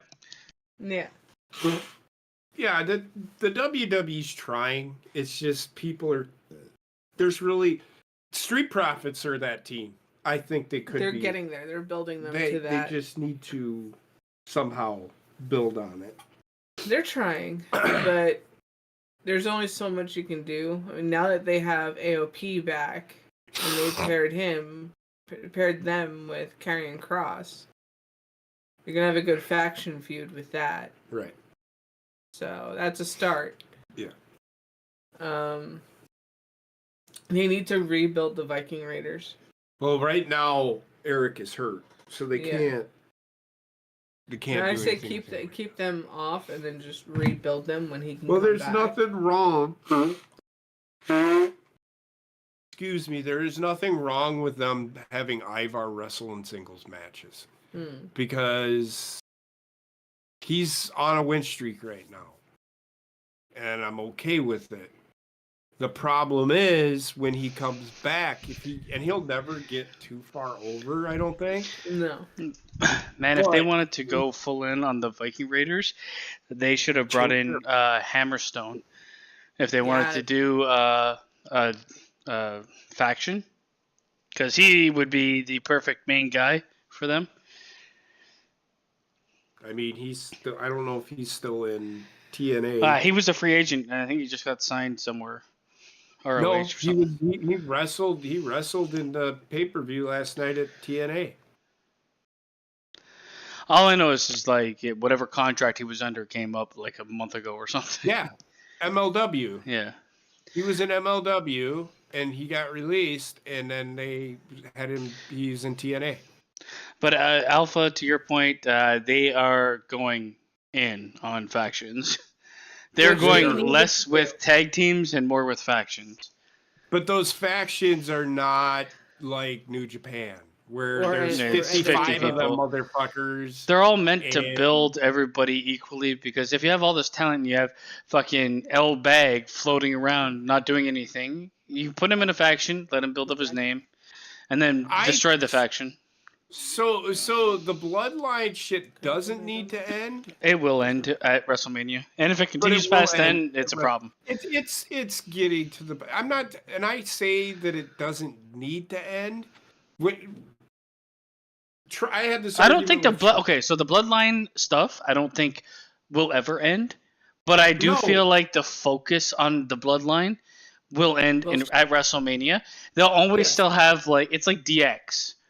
You know what I mean? Like DX is not prevalent, but then DX comes back 6 years later or whatever. You're always gonna have that be a thing. I'm gonna tell you right now. The Bloodline is one of those factions that will never go away. You may see them turn babyface at some point. I think you might get to the point where none of them are interacting with each other, but then all of a sudden, at the Rumble, you have Roman Reigns and Jey Uso looking at each other, and it's like, well, remember this? It's the same way that they've done every big, successful faction. The Click, DX, NWO, all the same. I think there'll be moments where there will be this Judgment Day. Could be that faction. I think Judgment Day will go away once they expand. They will not have that longevity of being like, we used to be a faction. No, but I'm talking a faction like that comes along, and DX, you know how they did their with the Spirit Squad. That faction came along, and DX had that feud with them, which was great. You could put Braun Breaker with the Creed brothers. I can see that. Yeah. Yeah. There's a bunch of options for like factions. They will go through a pretty heavy faction phase, I think, within the next 5 to 10 years. They kind of have to, because the way that I look at a faction, and we talked about this, me Basement talked about this. Mm-hmm. For me, you have to. If the perfect faction is you have your world champion. Mm-hmm. You have like current day world champion ready to be world champion. Think evolution. When you're thinking factions, think evolution. You have the guy that has done it all. You have the guy that is doing it all. Mm-hmm. And then you have 2 other guys that you're trying to build to do it all. Or you have one other guy you are building to do it all and a tag team. Yeah. Yes. Well, but the evolution was so good because that was, at the time, Randy Orton was their guy. WWE, Randy Orton, and I can fully, honestly, and truthfully believe that Randy Orton was Vince's guy. Mm-hmm. Well, Randy Orton is a franchise guy, like franchise player. What I'm saying is, but him and John Cena were going to be the future of WWE. Randy Orton, because he was so fucking young, hurt the faction. And he was made world champion way too soon. Way too soon. He did hurt the faction because he ended up getting hurt all the time, and he ended up running into fucking drinking and, you know, getting out of control because of who he was. Okay, running so like, yes, sure. I can see that, but I'm not saying, on paper, he actually, if he would have not had that problem, that faction, would probably be better than the 4 Horsemen ever were. Go ahead. It's one of those things where on paper it's a perfect fit, and even in reality it's a perfect fit. But obviously there was like Randy Orton was a lot really young. And he was also, it's weird because Randy Orton was that last guy to really get like the old school wrestling treatment, I think. Mm-hmm. So in that era, like that era of guys all went through that fucking shit. They all were drinking, partying, going crazy, right? Like he actually just followed the kind of, I get you. I mean, the majority of them kind of followed that like rock star lifestyle for a while. Yes. So that's my perfect faction, and that's, you need to have that. And the Bloodline has that. They actually have, where I think, well, Solo Sikoa is never going to be that. The only thing so the Bloodline is a failed, for me it's failed, as like in that prototype, because they don't have the guy that is past the prime but done it all. They have a manager in Paul Heyman who fills that role. Then they have Roman Reigns who's doing it all currently. Then they have the tag team, one of which has the potential to be a good singles talent. I wouldn't put him like he's another main eventer. He might main event every now and then, but he's not in my mind. And Solo Sikoa is going to just be there. I don't think he's ever going to be much more than that. So like they tried to fit the prototype, but it's not perfect. Mm-hmm. Right. We'll see. I mean, I'm not going to say that I agree with you 100%. I think Solo Sikoa could if they do. I think Solo Sikoa will always kind of be that like the strong guy, the you know, right? No, I get it. I guess I don't know what else to say. Like that's the character he is, the enforcer. For Solo, he really is just body. I don't know. He's like an APA guy in my mind. Mm-hmm. It's just like an enforcer, but he's he's got no personality right now.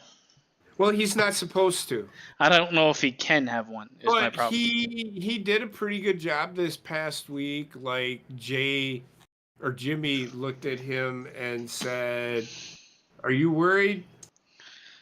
All he said was, "No, I'm not worried." He just had that stoic look on his face. He's playing that part where he has. He's no the worst fear. of the bunch in my mind.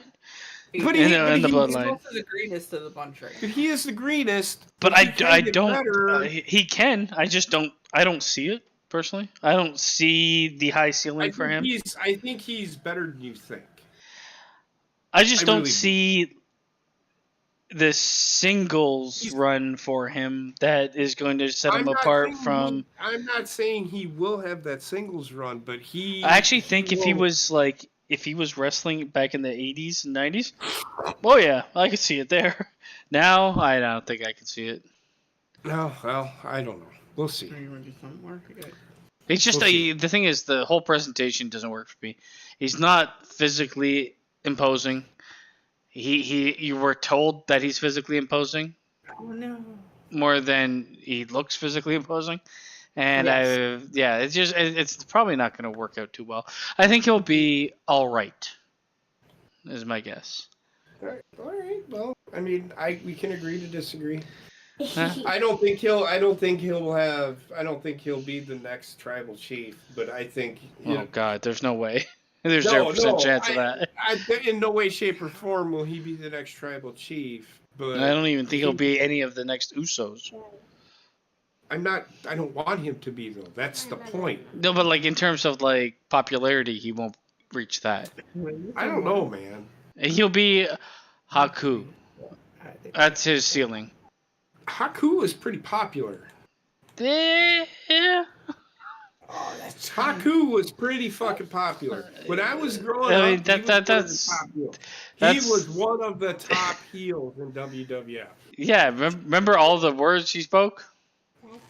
It's because he had a mouthpiece. I don't know. Like, I think it's going to be modern day Haku, which is going to be worse than original Haku. He speaks. I know. It's just what they're trying to sell him as doesn't really work for me. But whatever. That's enough. That's enough wrestling. We only have a couple of things left to talk about. One of them is being Canadian, and it's terrible. No, it's not terrible. I mean, at times it's terrible. So, what are the fucking stupidest things I've ever heard uttered? The Canadian police came out and said, you should not be recording people. Do you know the people that come up and steal your packages from your house? It's not that you should be recording them. You shouldn't be posting it because it infringes on their privacy. Yeah, so fuck that. Yeah, you come up to my house, steal something off of my fucking porch, I am plastering your face all over the fucking if I can't shoot you, I wanna fucking... Come on, like, in what world are we giving fucking thieves protection from thievery? So, this is the epitome of what Americans think they should have as healthcare. This meme, this GIF is great. This is every time I hear somebody say something mean about Joe Biden, I go get my emotions checked. I mean, the way I look at free healthcare is the same way I look at communism. It's the idea is good, but it's warped by the people in charge, where nothing is really essentially free, right, and you're paying way more than you think you are in some way or the other. It's kind of in the same boat, but that's beyond the point.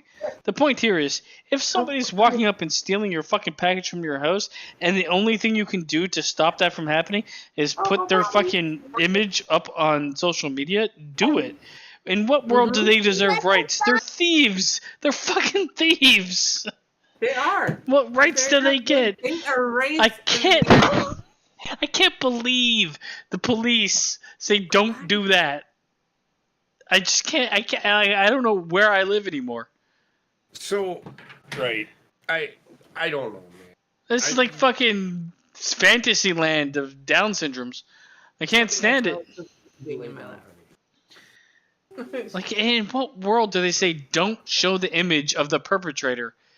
If you're a cop How the fuck and you am I can't getting show, my shit back? if you're a cop and someone shoots someone and you have a recollection, you have like CCTV footage of that person, don't put that on the news because it violates their human rights. If it's okay, if in some way this is a joke that just circulated and got beyond, I'd much more accept it. If this is reality, what in the fucking Christ is happening? I don't know because honestly, I saw a video with a cop in full uniform. That's what I saw too. Setting. That's what I saw too, and it looked exactly like Canadian news. So I'm like, if it's not real, you did a really good job. Yeah. But that is so fucking ridiculous. I'm going to be honest with you. I have not seen community notes pop up on any of Nope, those. I didn't either. Which blows my mind. Right now, it's looking like this video is an actual factual video of a Canadian police officer telling citizens, do not post porch pirates videos. Which is just wild to me. It's so ridiculous. It's so bad. I mean, how the fuck are you gonna fucking catch the guy or girl that they're not even going to try. So pretty much okay, so the way theft works nowadays, unless you're stealing like over $1,000 worth of anything, nobody cares. Apparently, everybody just like fucking. I went to the beer store. Someone grabbing beer off the fucking thing and just walking out. No, he's trying to get away. I'm like, okay, fair enough. Yeah, Well, I saw a fucking article. Sorry, go ahead. No, I'm talking to her. She needs to. You need to stop. Go ahead, Wendy. Heather. I'm sorry. I saw an article just today of TikToker who sits there and blames Target for letting her steal over $3,000 of stuff so that they could actually put her in jail. Why are you stealing in the first fucking place? There's the other thing, it's like so stupid, the entitlement and the behavior of these people because of the riots that happened a few years ago and the fact that those people got away with it. Yeah,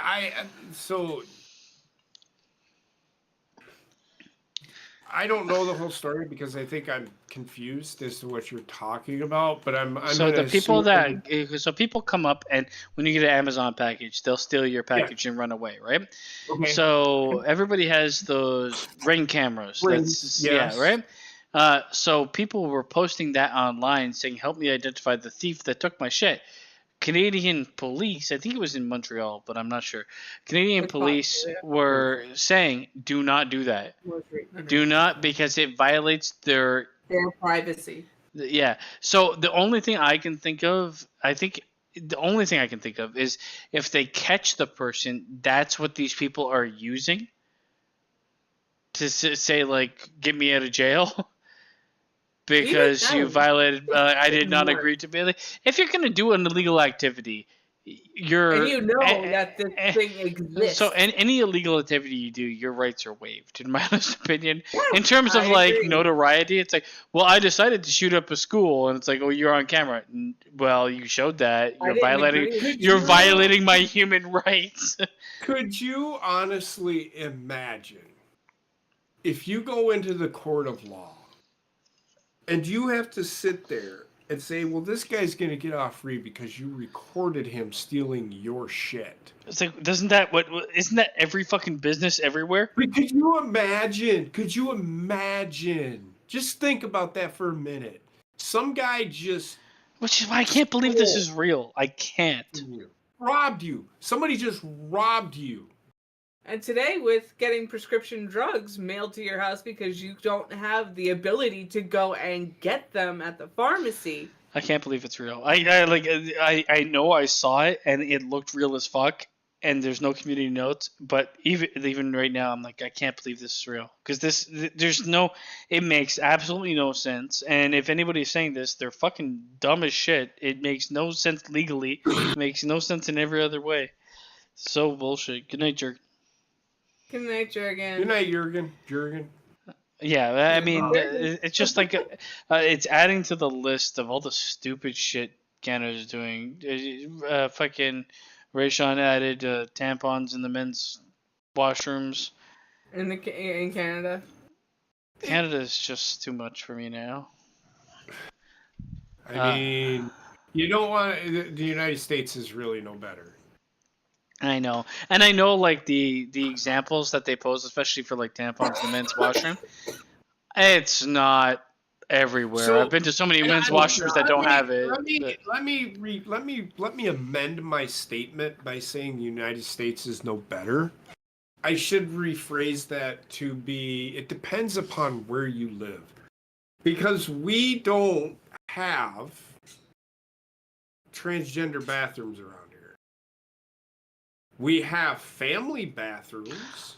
Which is completely different. I've actually never seen a transgender bathroom. But there's nobody standing at the bathroom telling you can't go in there. I've seen right? just a unisex bathroom where everything was like closed off stalls. What's wrong with that?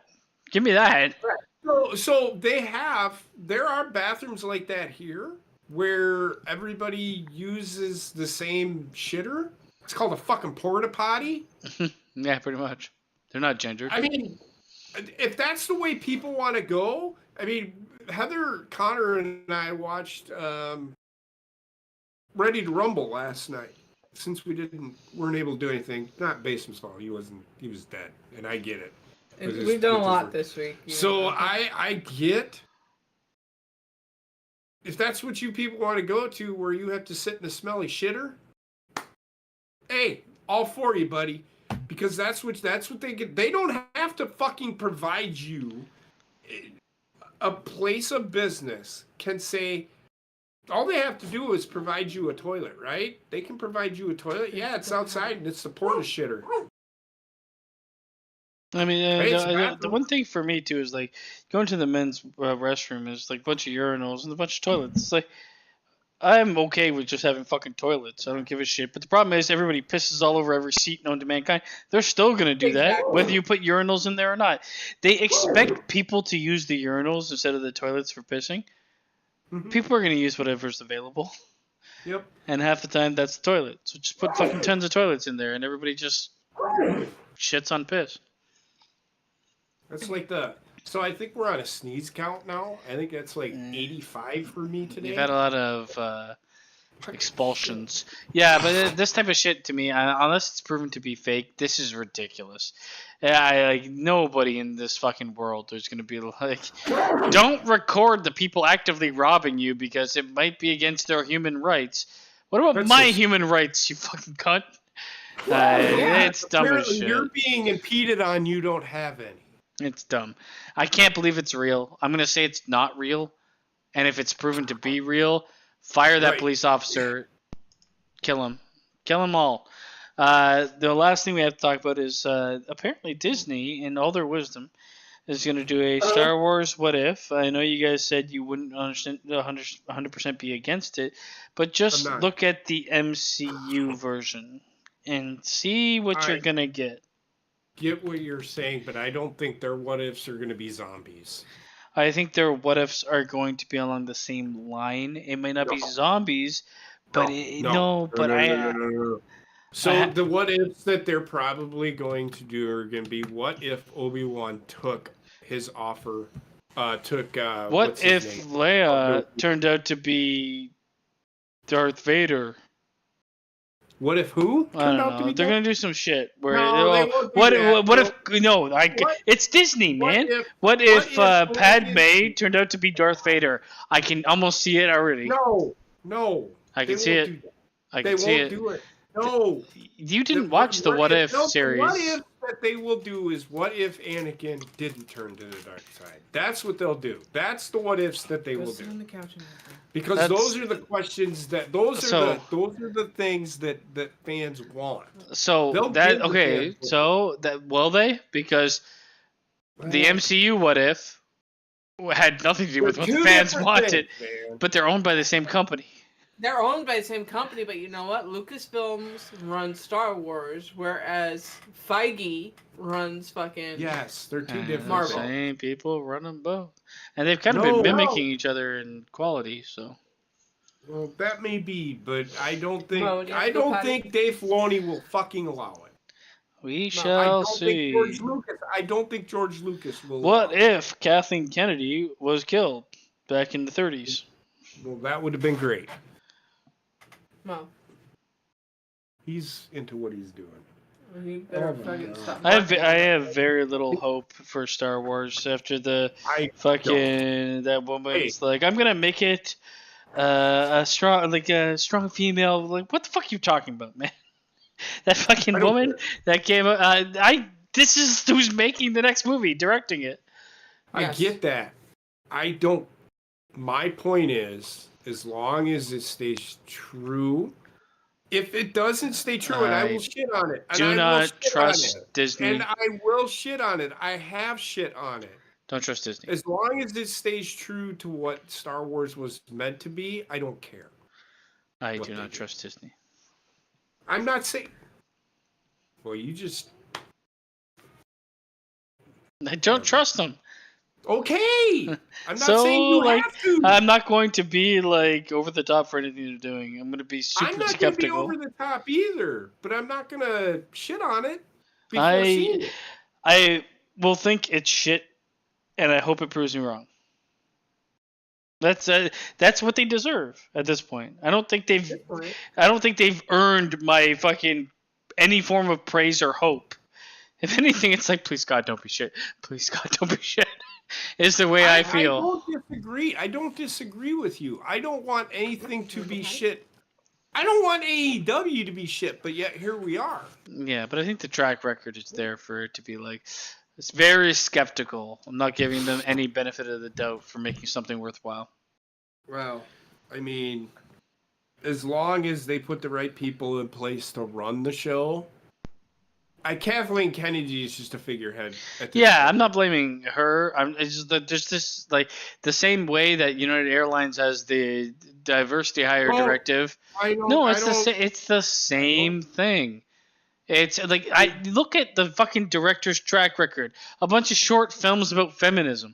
It's not going to be great. Fucking goddamn garbage ass shit about who's directing it. Well, you should, because that's going to end up being the movie you watch. I understand that, and I hope she doesn't put out something that makes me feel uncomfortable. I also don't really care about, I mean, it's hard, for me, it's hard to get, worse on the Rey storyline.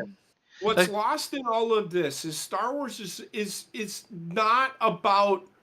It's a joyride. It should be. Star Wars has nothing to do with gender, race, any of these things. So, this is my problem when the fucking director comes out and that is the thing she talks about. Is what the fuck? You got fucking monsters from all sides of the fucking universe, and you're gonna talk about women. Shut the fuck up. Make something worth watching. But also, how much worse could it get with Rey? I don't mind the character. I hate what they've done with her. So can you really get worse than where it is? We'll see. How far down the road is it going to be? That is my question. Well, it's supposed to be her rebuilding the Jedi, right? But okay, in some way, right? But it can't be her 3 years after the fact. It also has to be her rebuilding the Jedi with some sort of antagonist. Right. What I will say, and this is why I 100% disagree with your assessment of the building of Rey, is they did the exact same thing with Luke Skywalker. Yeah, I mean, the exact same thing. The exact same thing. He went from not knowing how to do shit to 2 days later being able to fight a fucking goddamn robot with a fucking mask on. Come on, man. Well, he learned like the basics, but then he had to go train on a planet. Come on, and then at the end of that said show, I mean, so if you compare the first Rey movie with the first Luke Skywalker movie, he wasn't using he wasn't using the Force to convince people to do something. He wasn't going one-on-one with a trained lightsaber user and winning. Those two things happened in Rey's first movie. He did. Here's my question to you. How far down the road do you think Empire Strikes Back was made? I'm talking about the first two movies. Answer my question. The first two movies, man. They're not like she definitely did more than he did in the first movie. You can't dispute it. She used the Force to control people's minds. She went one-on-one with a lightsaber, the main antagonist, and won. I'm not saying like to me.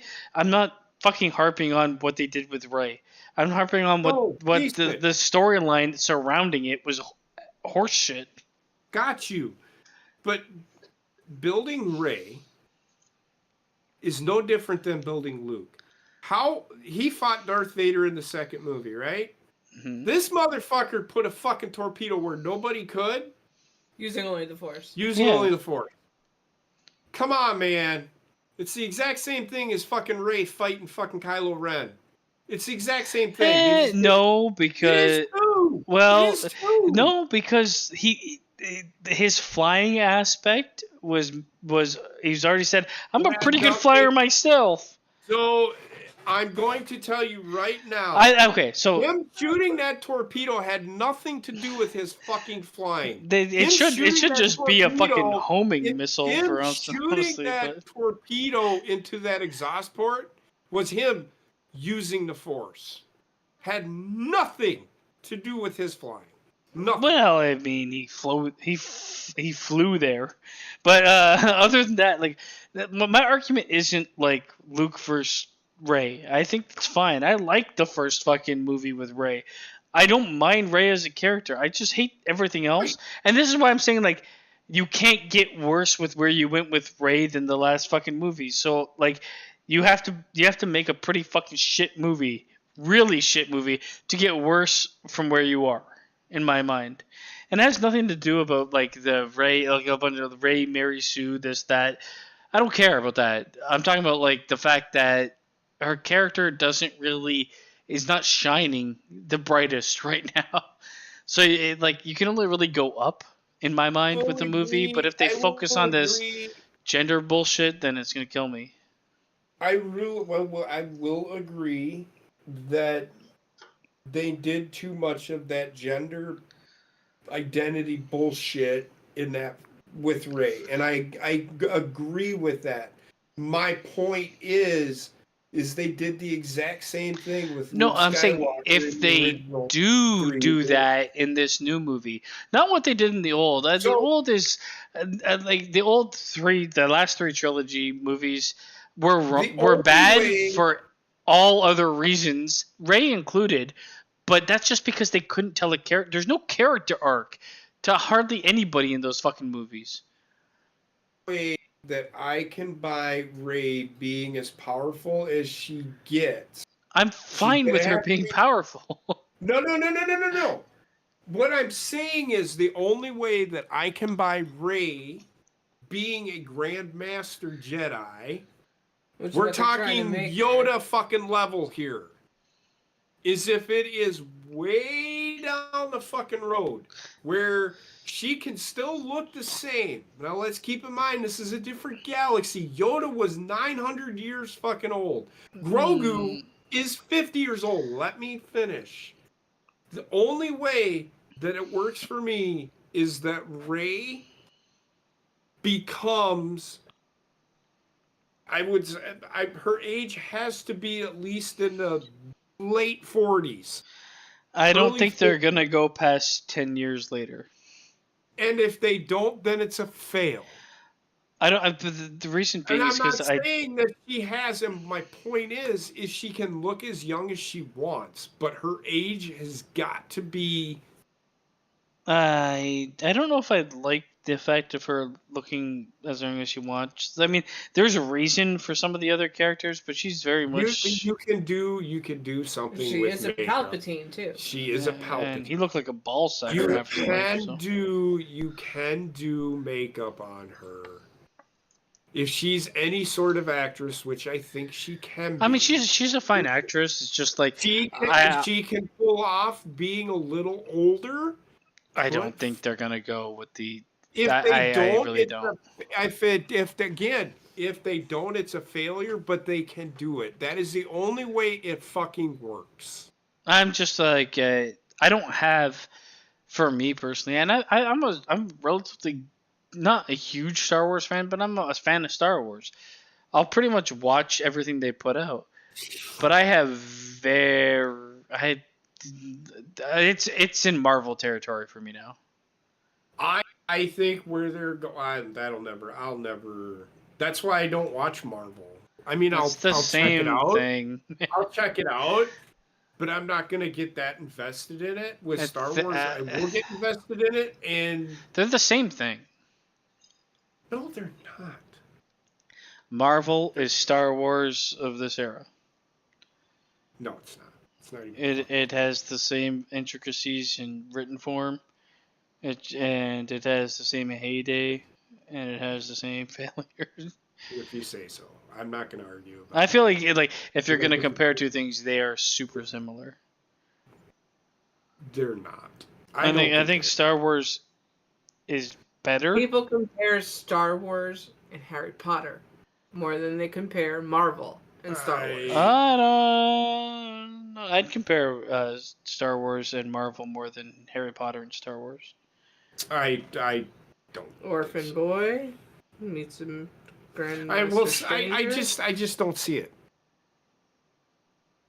There's more lore with the. No, I'm more looking at like fan base and also the trajectory of films. I've talked to Star Wars fans. I mean, if I took Star Wars and stretched it out, it'd be very close to Marvel in terms of how the movies have done and the quality of the movies. Well, the only problem that I have with Star Wars is they should have stuck with the expanded universe shit.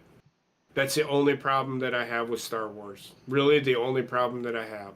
The Rey story, yeah, it wasn't the right way to go. They should have stuck with Luke and him building his Jedi order. Especially when the actors from the original were all around. I mean, you had I get the idea we want to establish the new identity of the Force and not rely on the old, and they really tried to hammer that home. The old is dead, go with the new. But the new was so fucking boring. Not necessarily Rey, but the rest of the characters were so one note, and they did nothing with them. It is like I said with United Airlines diversity hires. Everybody was a diversity hire, and they did nothing with them. It was written as and now the Asian girl shows up. I really wish you would stop bringing up the diversity thing with airlines. I really wish you would. It's not like you're flying anytime soon. Okay, motherfucker. Whatever. Everybody's capable, regardless of their skin color. Don't be racist. I'm not being racist, but if you're just gonna hire for diversity and not the best fucking pilot, I've never flown a plane in my life. Just saying. My name is Shabazz Mahad. My boss is saying, "Look, motherfucker, American Airlines can fuck off. I will fucking not. I will take the firing. I am not going to risk my life. Fuck American Airlines, man. Fuck them." My name is Shabazz Mahad, and I'm high almost all the time. So, yep, you're in. We got this flight with JP on it. Would you like to fly for it? Look, I am already afraid of heights, and I am putting my life in the hands of somebody that. I feel like it's the plane. Higher. Is it? And he may be a great pilot. He may be a pilot, but that. I'm not gonna. walk up to the guy and ask him how many years of experience, because I'm going to assume that he knows what the fuck The thing doing. I find weird But the is first time that fucking plane starts fucking shaking violently, I'm gonna fucking punch a fucking stewardess in the face and call it a day. the way I look at this is like there's two ways to look at like this United Airlines thing. So there's one way, and this is the way that I have to look at it, is that they don't have diversity in pilots, therefore they're not hiring capable pilots of any race except for white people, which I think is absolute bullshit, because you go and fly any airline that exists anywhere else in the world, and you'll probably get somebody of that culture flying that plane. It's just in America that we don't have enough people that aren't white flying planes. And then there's two options. Either they're not hiring anybody that's not white, or we don't have enough people that went into aviation and becoming a pilot that aren't white. So if you're gonna have to, if you're gonna have to forego a bunch of things of like, have you flown these many hours? Have you done this to get a pilot just because their skin color is different? Then you're putting people at risk, and that you should be shut down as an airline. One thing I have seen since this has come out is an article that was posted yesterday and today. Plane crashes are safer now. What? I mean, they are. They are, but it's like. So if I go, so for me, guys, if I go to. You guys are taking my anxiety to another level. Can we stop talking about this? If I go to India and fly, who's in India? Who's going to be, and solely from one place in India to the other, who's going to be the pilot? Well, we can ask his brother when he gets back. And when that, okay, and then do you think the people of India would be like, you know what, we need more diversity hires. Let's get anybody. More diversity, period, over in India. I just don't understand why, like, North America is like everything needs to be super diverse, where everybody else, like, they're not diverse at all, and they're okay. It's okay to have China filled with Chinese people. It's okay to have India filled with Indian people, Africa filled with African people. But when it comes to North America, we have to have the mixing pot of everybody. Everybody gets so offended so easily. I can't stand living here. I'm going to move to Africa. So I had... Go ahead. No, go ahead. No, because I was going to change this up because I don't want to fucking talk about this anymore. No, I was just going to say basement, you would fit right in, actually, because in South Africa, there's more white people than black people. So yeah. Well, it's just blackface and see what happens. So Heather and I were watching a video, and there was this girl, and I'm like, oh, God, libs of TikTok. And she was talking about college education versus trade school. Oh God! Hold on. So what she said is very true, and she said, I have a master's degree, and my husband, who went to trade school, has a high school diploma. She wasn't shitting on the fact that trade school people are making more than she is. You just ruined it on yourself there. Because she sat there, the way she went through this video is, I have a master's degree. My husband has a high school diploma. He went to trade school. Yeah. And he brings home more money than I do in an entire year. Well, there's a reason for that, because trade schools are teaching you a perishable skill, such as plumbing, construction, electrical work. If my electricity goes on the fritz in the house, I'm not going to call a college-educated computer science person to come fix my fucking electricity. I'm going to call an electrician to come fix my shit. See, the problem with people is when you have this person saying, well, I've got a master's in whatever it is, and my husband only has a high school diploma. Yeah, but then he has a master's in fucking being an electrician. She wasn't shitting on it. No, but she's saying in that video, she will 100% tell anybody who thinks college is not for them to go to trade school. No, but when there's the comparison between like I've spent this much time, I've spent this much time studying, and if somebody's there being an electrician, I've spent this much time doing my trade. The time is the same. Because when you become an electrician, to become a master fucking electrician, it takes forever.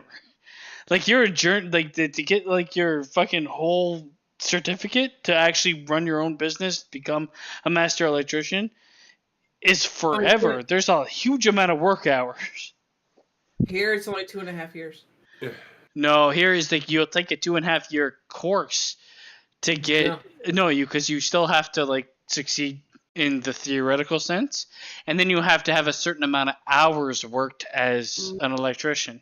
Here it's like 10,000 hours worked as an electrician before you can become like a master electrician. But this guy, her husband, doesn't own his own business. He works for people. So he's still making more money than she is. So for here, for anybody that's not like a master electrician, they'll make above minimum wage, but it's not great. So here, minimum wage is say $15. They'll make about 22 to 25.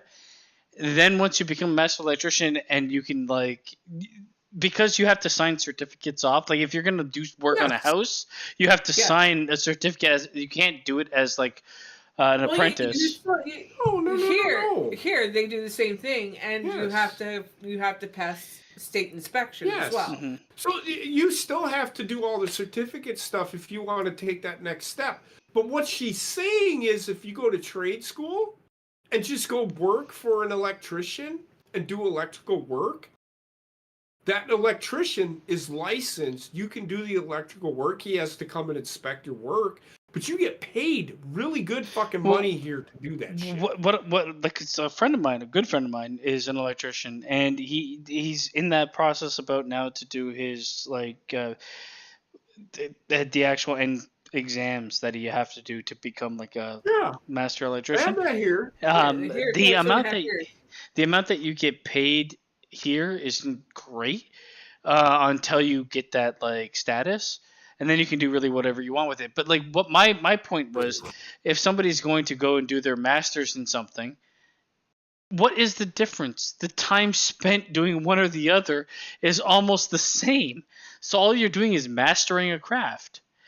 Right? Like in all honesty, the only good thing about like the electrician side of it is you're making money along the way instead of spending money along the way. So like this is what I hate when people like want to like downplay trades. It's no different. It's somebody going out there to become really good at one thing. Right. So here you can go to his 2-year. I call it technical college. We call it technical college here. Tech college. Yeah, we call it a tech. We have one just down the road from us. There's several in which where my niece is going. She's going for medical coding, learning how to read prescriptions. And it's a 2-year, it's an associate's degree. You go there, you learn how to read medications. You're able to not prescribe the medication, but you understand like however it works. She could explain it better. You understand the coding behind it, and you can fill that prescription. I do feel like trades are probably what everybody would consider a trade is probably better for 75% of the population, and it's needed for 75% of the population. I wish I would have. I mean, okay, so I was. I wish I went into trade school. I'm with you. I joined the Army, which taught me a trade. Yeah. I learned how to power. If I took the time, I'm a very impatient person. If I took the time, no way. I think I could. Really, I think I could probably wire everything up and get everything running smoothly. However, I just am so impatient and I just want things to work right away. Trust me, man. I powered an entire hospital. So I ran cables, and these cables, they're fucking about that big around, and the the ends on them are about that big, and you plug them into the generator and you run them, and you do the whole thing. I did that. That's a trade I learned. I didn't learn how to, take do the fine wiring. The fine wiring where you have to connect the fucking like electrician. I mean, you could. I could do it, but I just don't have the patience for it, and I shake really bad. See, I honestly think like out of the fucking gifts, the best gift I've been given is patience. It's let me succeed. It's let me live properly, because I think otherwise. So there are certain things that I have patience for. I get that, but having patience for everything is where I'm thankful that I mean, everybody runs out of patience eventually, right? No matter who you are, nobody's impatient, has patience for life. But I do feel like for most things I can stick with them for a while. So I will say that I wish I have gone to trade school and gone into, plumbing, where I can do my own shit around the house. I can do the basic little things, but I can't do I can tell you right now, and I'm sure it exists, but just a thought of mine that if it doesn't exist, it should exist. Do a fucking 6-month, 1-year course in handyman work inside the home. We have that. That is a thing. That is a thing. And is it in your state or is it in the military? You're essentially, if you're in the Army, you are a handyman. Yeah. Like when they call it, we're combat engineers. So my job as a combat engineer was to blow stuff up. But when people say engineer in the Army thinks an engineer does what? What is it when I say engineer to you? Most of the time I think of an engineer, it's either creating something or dismantling something or fixing something. Correct. So you go to an Army guy. Well, I don't know what engineers do. I always thought you guys built things. We build things, but we also blow things up. That's our. So we also build bombs. Whenever we would go to C4 was their claim. Whenever we would go to annual training or do our 2 weeks a year, they'd have us building shit, like building buildings. They wouldn't have us blow the building up. They had us out there building things so that they could train 11 Bravos to learn how to fucking clear a building. So a lot of the buildings, if you ever come down here, I'll take you all to Fort McCoy. A lot of the buildings that are there, I helped build. Not the buildings on the post, but out in the field. There's when the Iraq and Afghan war started, we built a bunch of those buildings, and it's just connexes.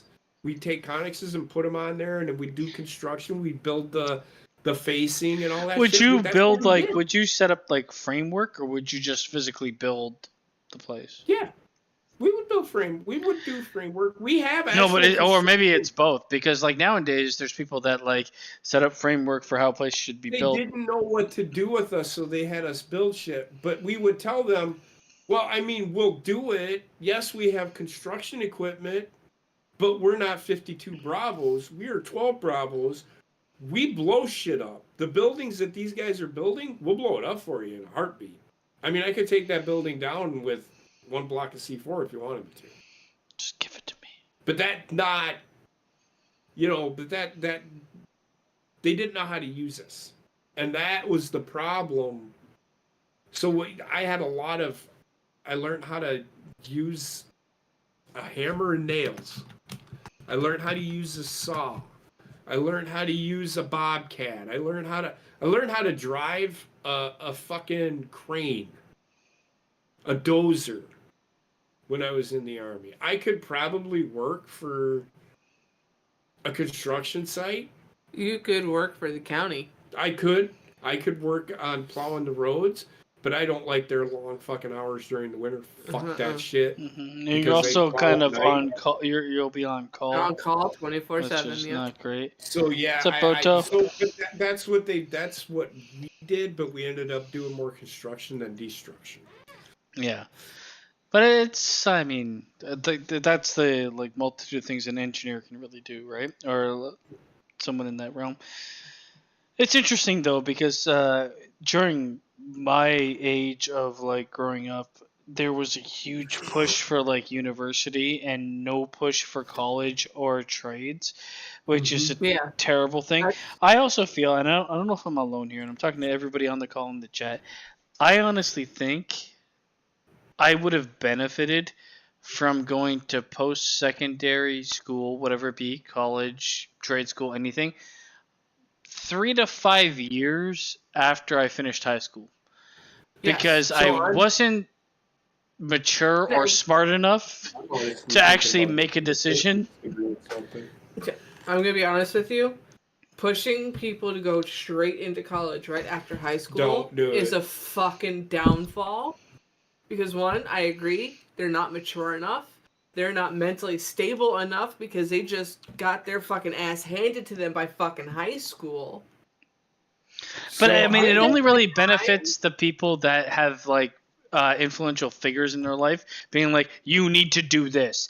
Like everybody I know that is fucking like a lot of my friends are fucking Indian. All their families get into business. They all went into business and they had a clear goal of what they needed to do. Me, it was like do what you feel is right. I'm like, I don't know what to do. I really don't know what to do. And it's like, but you have to do something right now. Right. Yeah. It's the worst. I mean, honestly, it was a lot. From my high school was a lot like that. It was one of those, you need to go to college. Mine was pushing pick what you want. You pick what you want to do, but it needs to be college. Mine was pushing university. I wanted to be a mechanic with my dad. Mine was pushing university so heavily. They're like, you know, and like every second they got, they would push university, and like, and to me, I'm like, this almost feels like there is someone greasing pockets here. Yes. I don't think that was the case, but I feel like there's this weird thing when it comes to teachers where like there's some teachers that are just like shouldn't be teaching. They're like they have these fanatical beliefs and they like carry over, and then there's some people that are really good at their job. I've had about 5 really good teachers. You know what? 3 really good teachers, and the rest, I don't know if I think they should be teaching. What I hate most though about college is for you to go to college to go for what you want. You still need to take classes in things that have no fucking relation. Yeah, no bearing. No bearing. Yeah. At all, and it's like, why? I get it, but I don't mind. I went to university. I went originally for criminology. I wish I could have stayed there. I just didn't make the cut. They only took like 12 people or something from the class. I'm like, man, this is. It was super intriguing to me at the time, and nothing else was. But I didn't get there, and it's like, okay, well now I just just pick something you don't like.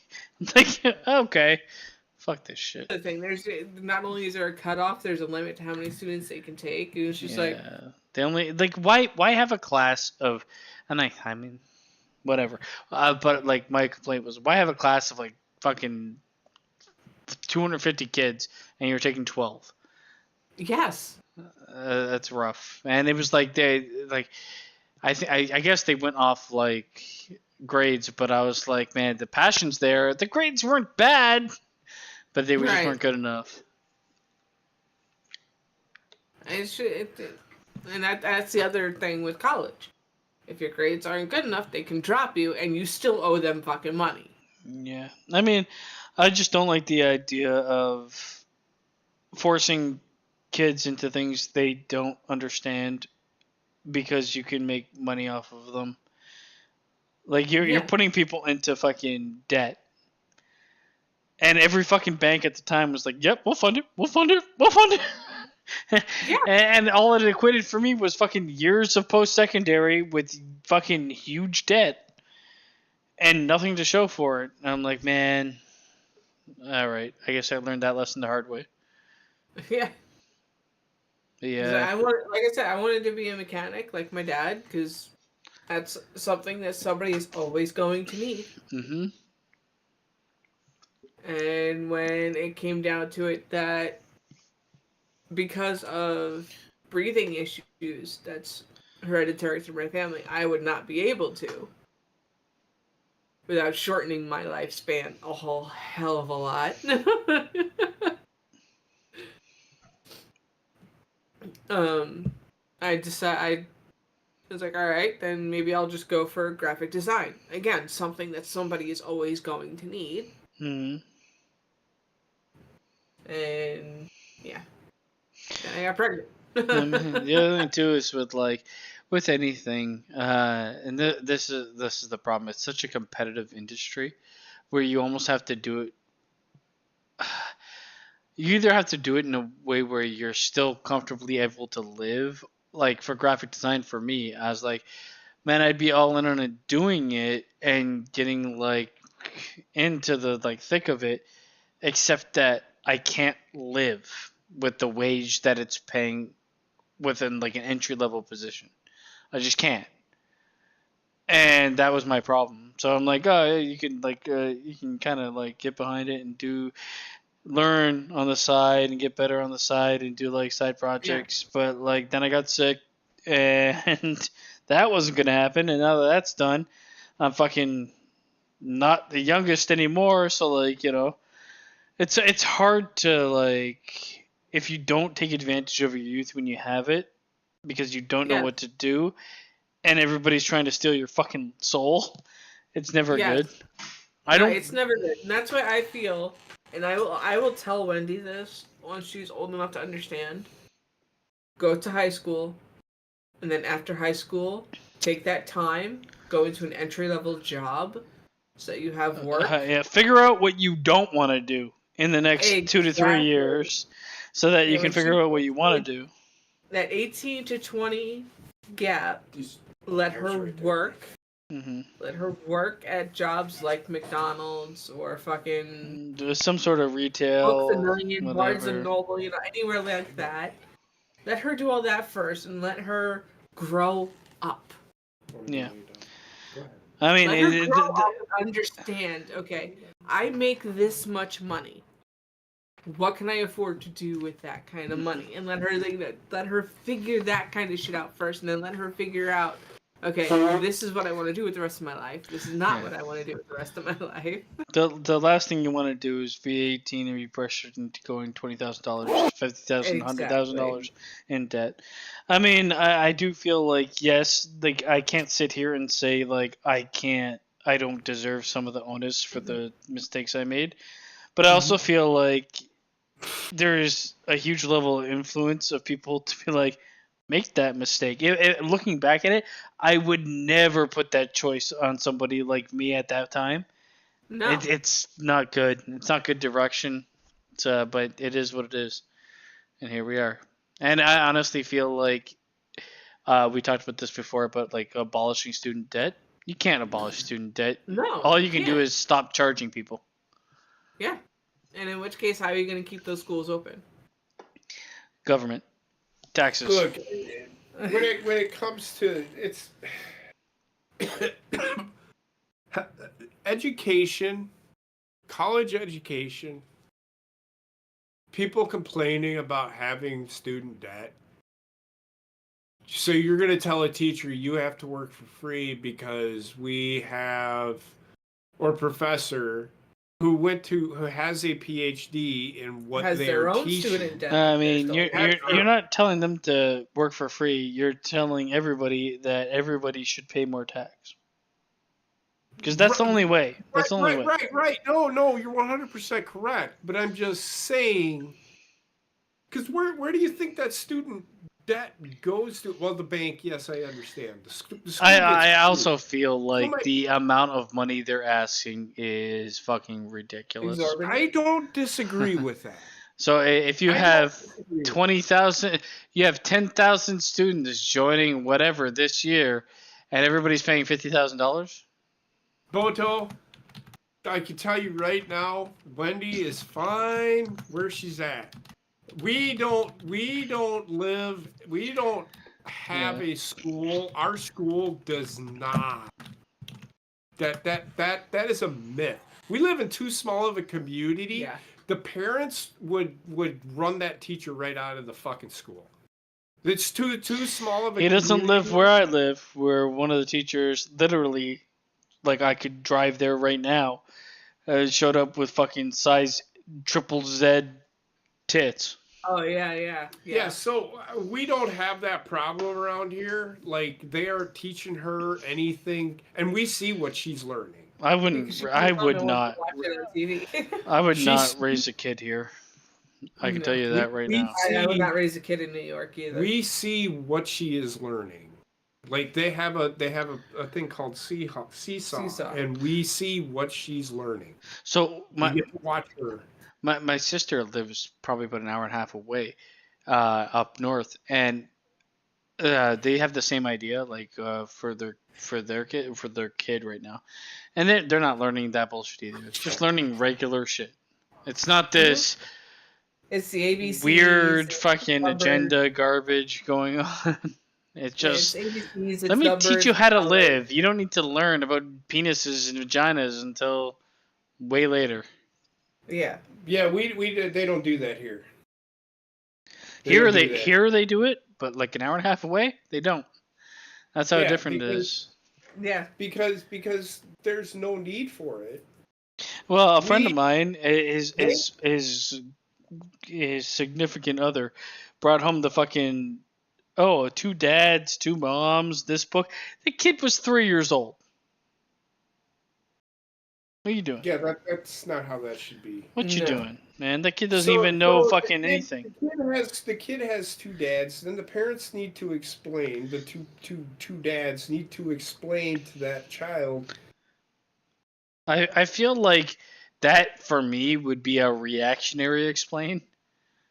Yes. Especially today's day and age where like whatever, if a kid says something, and then you're just like, well, why does Fred have two dads? Because Fred's parents are the Antichrist. No, because Fred's parents are gay. So the Should school bang each other.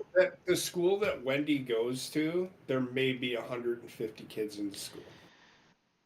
Yeah. That's all of the school. Her That's- entire graduating class is going to be 20 kids. No, The fucking population is 700. In our town, yeah, that's it. God, it's like 2.5 we don't million have here. a It's horrible. McDonald's here. We don't have a working We have one gas station. two. Oh yeah, 2 gas stations, 1 general store, no traffic lights. No traffic lights. Oh, my God. A U.S. highway runs through our town. That's it. That's the most major thing in our community. The only thing that we have, and I can literally take video. We can show you a video. We literally have a wind farm right outside of our town. My town's population is 2.5 million. I want to die. I know. I get it. So we don't have to deal with People. all of The the big city bullshit. ideas. Now, we live 45 minutes away from Madison, which is the capital of Wisconsin. That place is an utter shit show of just dumb fuckery. That's why around here we have what we call Madison and then the real world. Yeah. That's what our community is like. If we live in, it's I love it. Nobody downplays another person. Doesn't matter who they are. They don't look at people weird. Like, why is he living here? They might say, "Whoa, where'd you come from?" But they aren't like, "Oh, you need to get the fuck out of here." You know, because we don't want your kind here. We don't do that around here. You don't want your kind around here. We don't do that. That's not Yeah. how we as myself as a child was brought up. You treat others as you want to be treated, and if you don't, you deserve to get your ass whooped. Mm-hmm. So if you talk shit to somebody, you deserve to get your ass kicked. The only people I talk shit to are the people that will talk shit back to me. Because I'm friends with them. I agree with you. I agree. You get what I'm saying. Yeah, though. no. You walk up You to better somebody and fucking be say, nice to people. You know, you think you're some big tough fucking farm guy. I seen a 105-pound fucking wrestler destroy a 225-pound guy. So I went to get like some medication and I held the door open for like a guy and his 2 kids. No, thank you. No, thank you. I'm like, okay, this is where we live now. Nobody thanks anybody for opening a door or anything like that. You know, I could have closed the door. Around here, everybody says thank you. Like Wendy. No, but the difference here is like cultural. I get it. I get it. Like that. That's my point. That's my me. point. That's my point. The cultural differences of the big city to the smaller city or smaller communities. I'm pretty sure the person I held the door open for and his kids probably could speak 3 words of English. This is the problem though. Like, for me personally, if I was to move to fucking Vietnam, I'd want to learn to speak the language. I'd have to learn to speak the language or I couldn't operate. That doesn't really happen here. And people are like, well, they speak another language. It's like, yeah, but they're not living there. Come on. You got to learn the language to some extent. Please, God. But it becomes like language problems are one of the biggest hurdles here that we deal with. Correct. Oh yeah. Just imagine being like an emergency responder and you can't understand what a person's saying. Yeah. Yeah, exactly. In my high school back in New York, we were told you need to learn Spanish or you're not going to be able to survive working here. We did have to take a language. That's what we would. Yeah.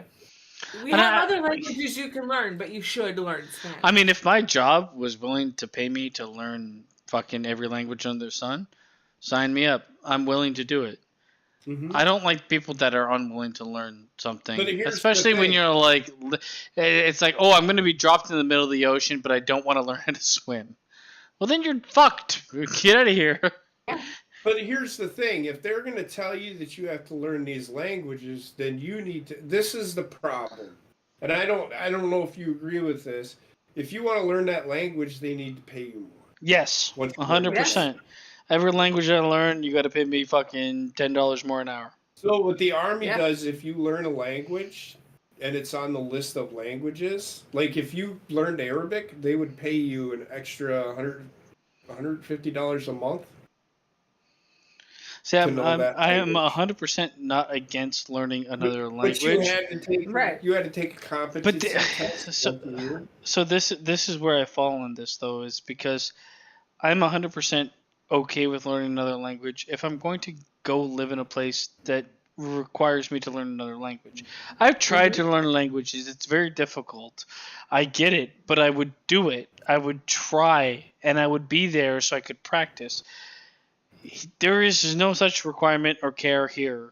There's people that like move here that live in groups of people that speak the same language, so they never have to try to speak a different language unless they want help, unless there's an extenuating circumstance where they're like, oh my God, I need an ambulance, I need this. Call the ambulance, and they're speaking in fucking Urdu or something. It's like, God damn. Now what happens is any person you're talking to the company has to pay for a language line so that you can call in. 911 operators do too. Yeah. We do too. 911 here. 911 here has translators on call 24/7. So do we. It's the exact same fucking thing. So any emergency service will have it, but it's to the point where like I get it, but there's people that I can see and they're like, oh, I've been living here for 20 years and I can't speak more than hi. Word of English. Yeah. Yes, it's exactly the same with a lot of the Spanish immigrants that have come to New York. Just say it.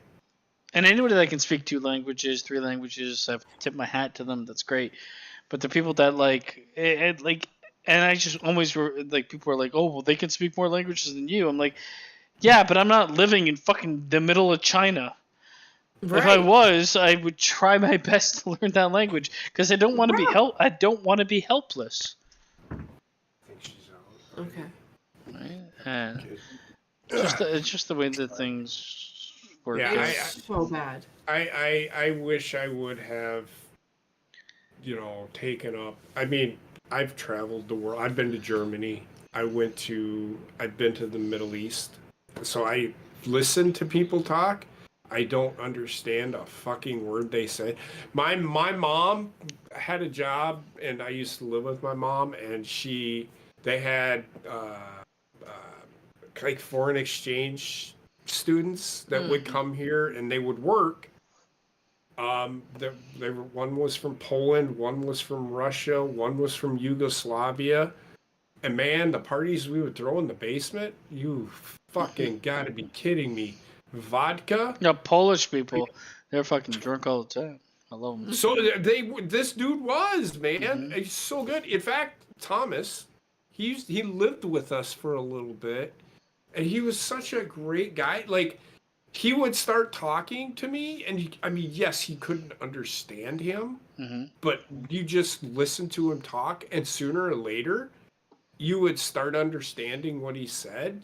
I mean, I couldn't tell you per word what he said, but I could understand. But I mean, if you're gonna learn a language, you have to be fucking bathed. You have to live in it. You have to be bathed in it, right? Which is why I'm like, if the easiest time as an adult to learn a language is you live in the place the language is used constantly, and like the best thing about like having English as your base is most of the world speaks it. So that's where I can kind of like sympathize with some of these people where they're coming from fucking India or China or whatever and trying to learn English. English is one of the more difficult languages to learn.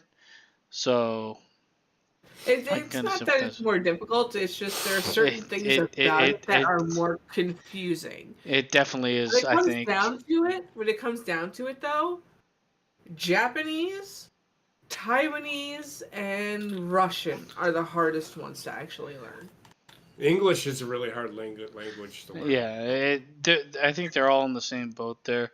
I mean, there's a couple languages that like share a lot of things with each other. Like I know French and Spanish share a lot. Any like gendered language, share a lot. That's the Latin language.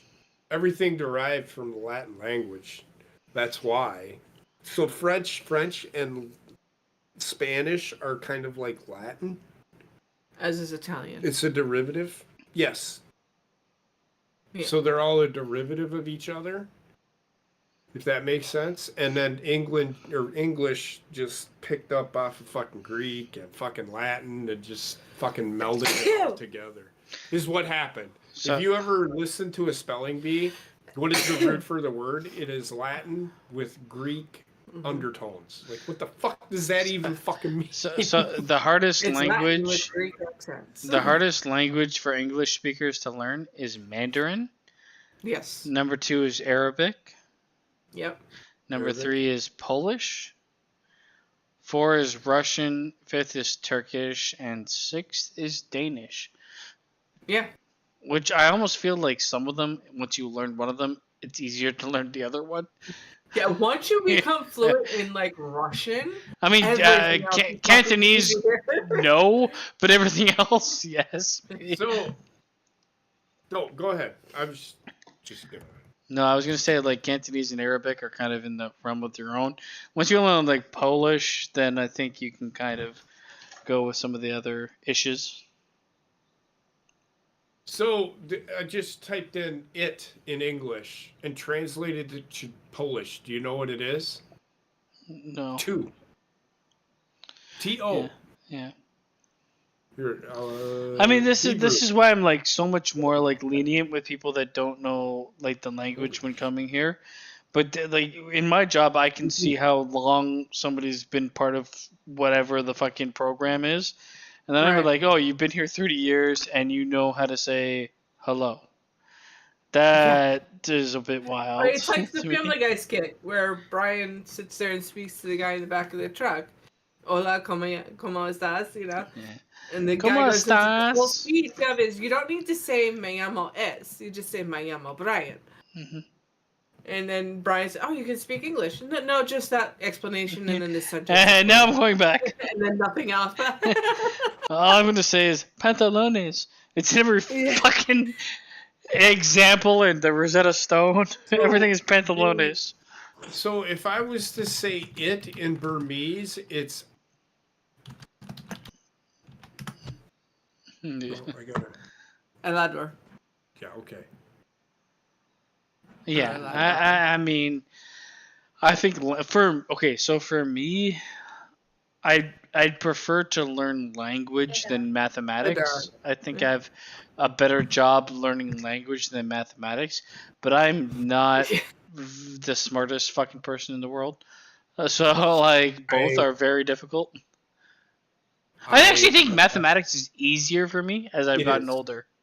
It is. Math is really Language easy. is easier for me. Well, yes, but I can tell you right. Math has gotten easier for me as I've gotten older. I didn't think I could learn calculus, and I learned calculus, and that's where I learned calculus when I went to college. Well, we got taught I calculus didn't think I would be able to in high school. I was like, oh my god. Like pre-calculus, I'm like pre-calculus. Like, are you learning calculus? No, actually pre-calculus is really easy.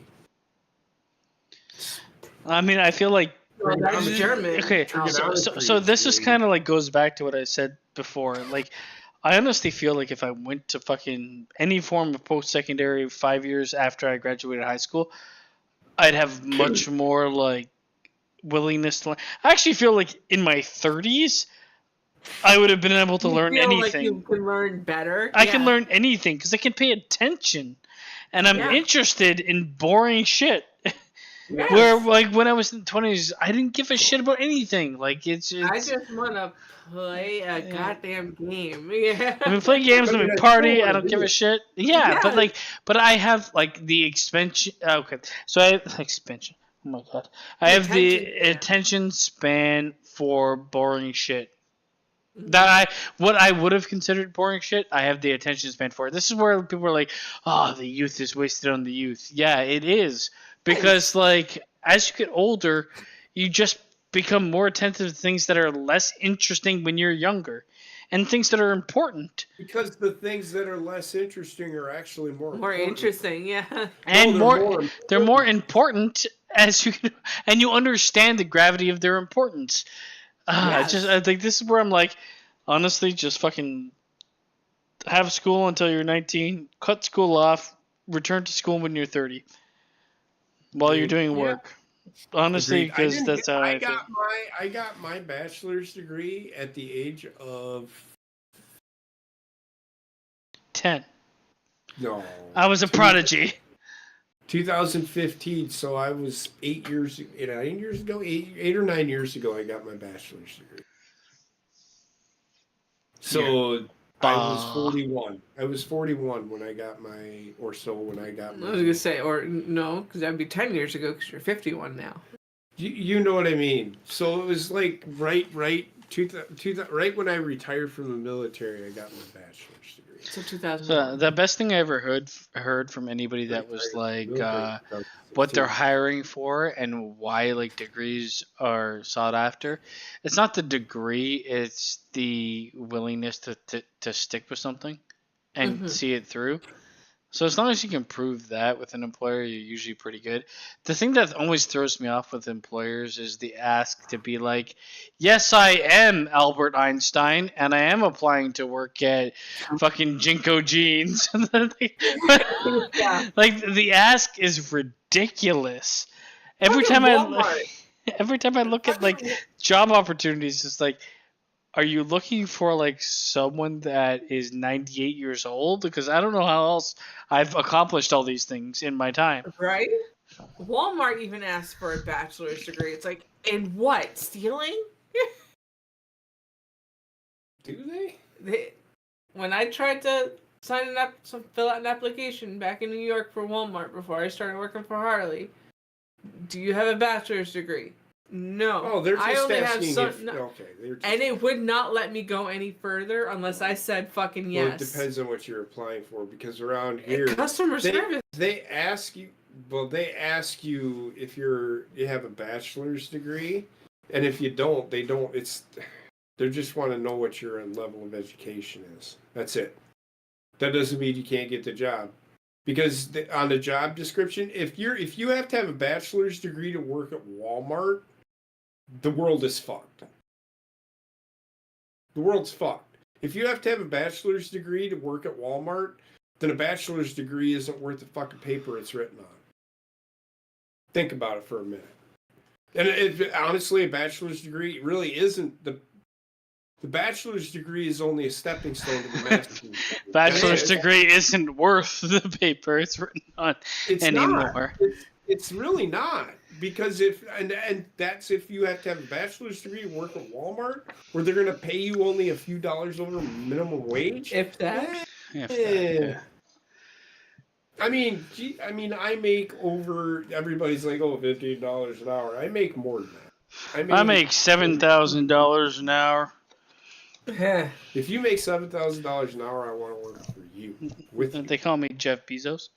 No, he makes like $1 million an hour. Yeah, no, when it comes to hourly wage or anything, I don't know. I feel like there's the level of like things that are considered entry level jobs have just continued to expand because they don't want to pay people more for things that require more actual like ability. Yep.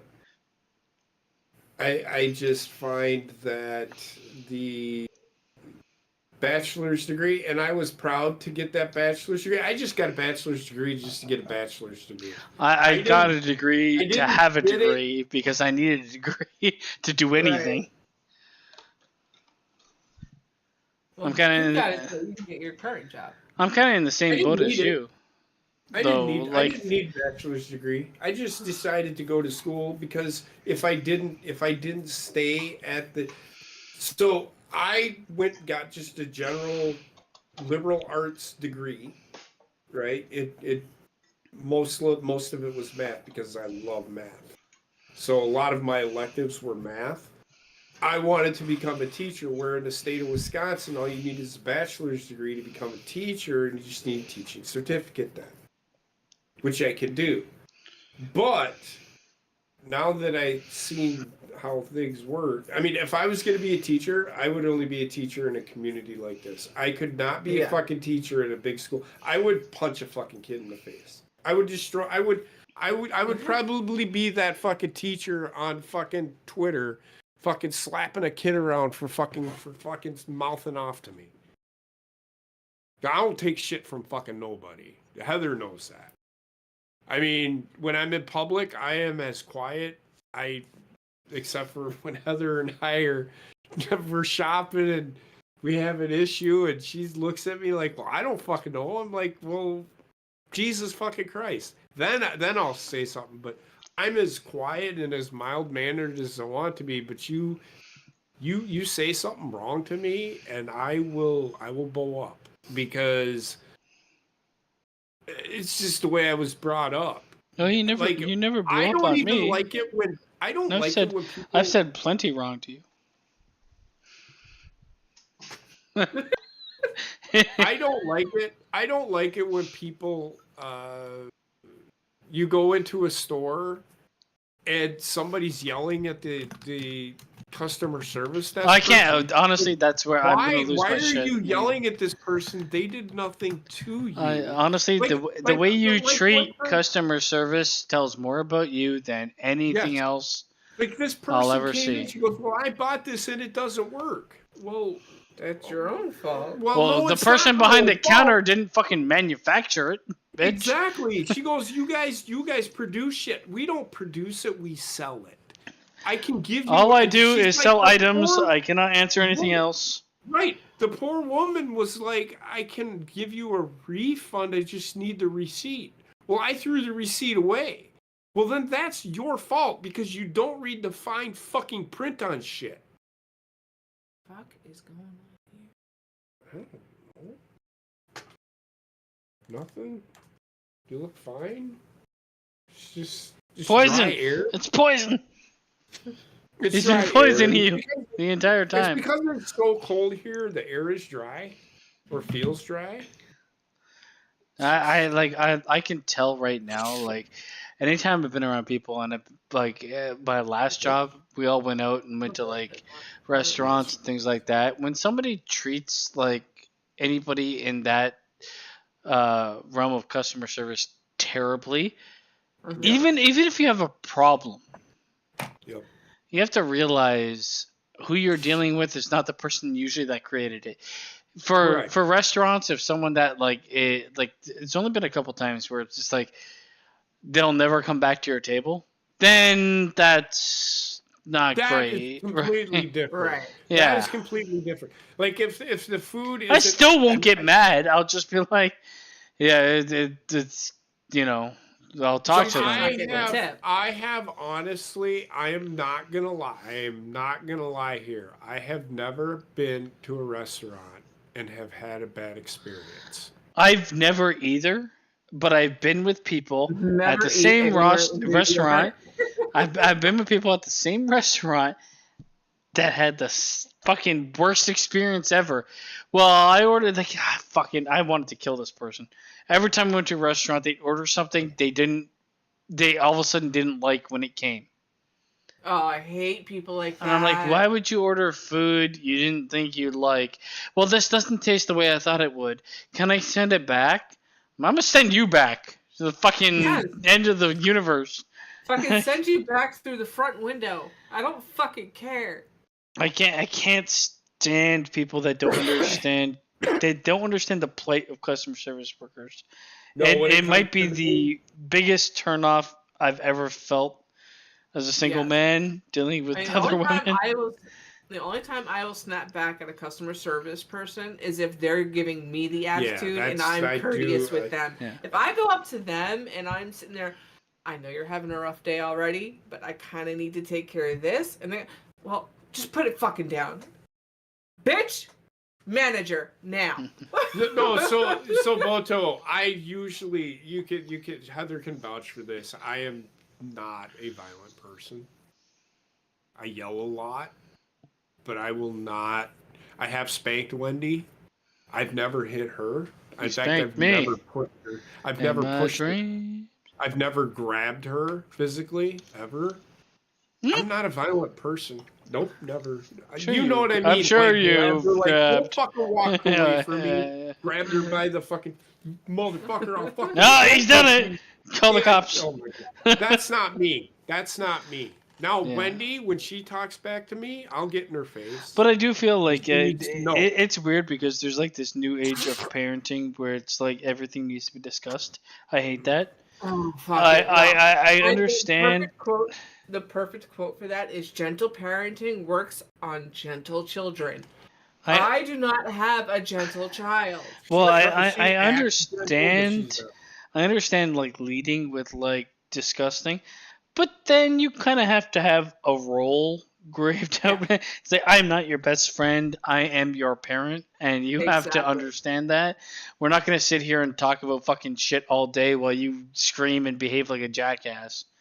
Which Wendy does, and she does get called out on her shit. And, because, again, and I get it, she has always been a single child. She's never had to share anything. Now she's got to share stuff. And she's in a whole different, it's a whole different learning experience for her. But she's getting used to it a little bit. She's starting to. But she still has her moments. Now the fight is trying to get her to go to bed because she didn't have a bed. Well, it's weird because like I feel like during like her school days she's fine, and every other day it's like I'm gonna stay up forever. Well, I used to do the same thing. So did I. This started with him sitting there telling her over the 2-week Christmas break. The Christmas break. You son of a bitch. It's my fault. And hey, it's something that as parents we learn, hey, let's see how far we can push it. Apparently we can't because but I will say this, it is a pain in the ass to get her out of bed, but once she gets out of bed, she's good. She doesn't do her bullshit. Not for you, but for me she does. Yeah. She does it to me. She'll like I'm tired. So am I, You motherfucker. gotta go to So school am and I. you should have went to bed earlier. And that's our I argument. think that's I every do the fucking kid under the sun. So Don't want to go to school. today, I was getting ready to go out and move the car, and I stepped on her toys, and I broke one. And she's like, God. "Dad, you broke it." I'm like, "Yeah, it was in the middle of the fucking floor.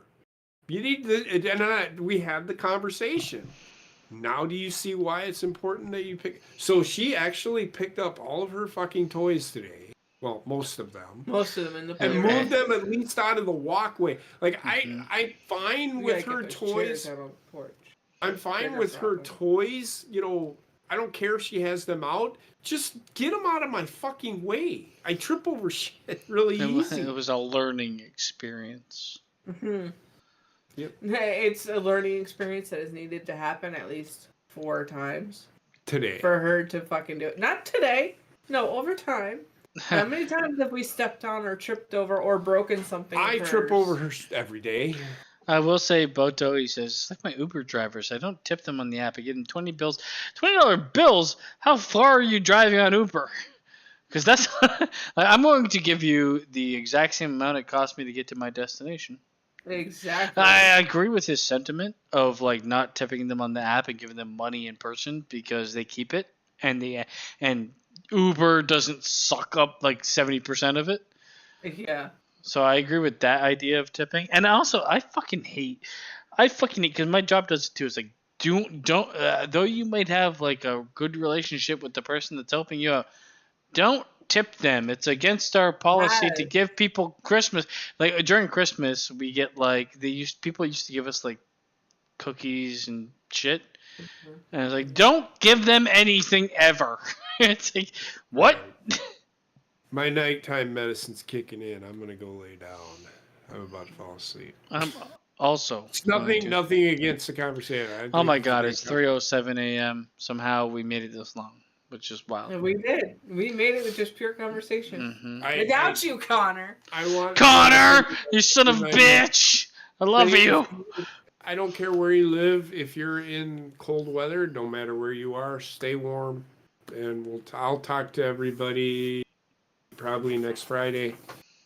It's Friday. Have a good night. I'm going to bed. Yeah, well, we're out of here too. Wednesday, we might get together and do something. Otherwise, we're back for Friday, HUGM. I don't know if Heather has anything planned outside of that. I have a game. cannot do anything outside of that. I have a game I'm probably going to start. It might not be this week, but it will be soon. And of course, we'll have Notebooks given the big 100. Yes. Hopefully next Sunday. But we'll Hopefully see how it everybody works. can be here. Connor. Connor, Gina. Connor, Gina, Trek, Rayshon. I don't know. Fuck. I love you all. Anyways, thanks everybody in the chat. Boto and oh my god, Alpha. We had Federico. We had Jurgen, Cody, everybody. Oh, Arzol. Thanks for hanging out. You guys have a good night and love you all. Peace out. Why did I disconnect from the chat instead of stopping the stream?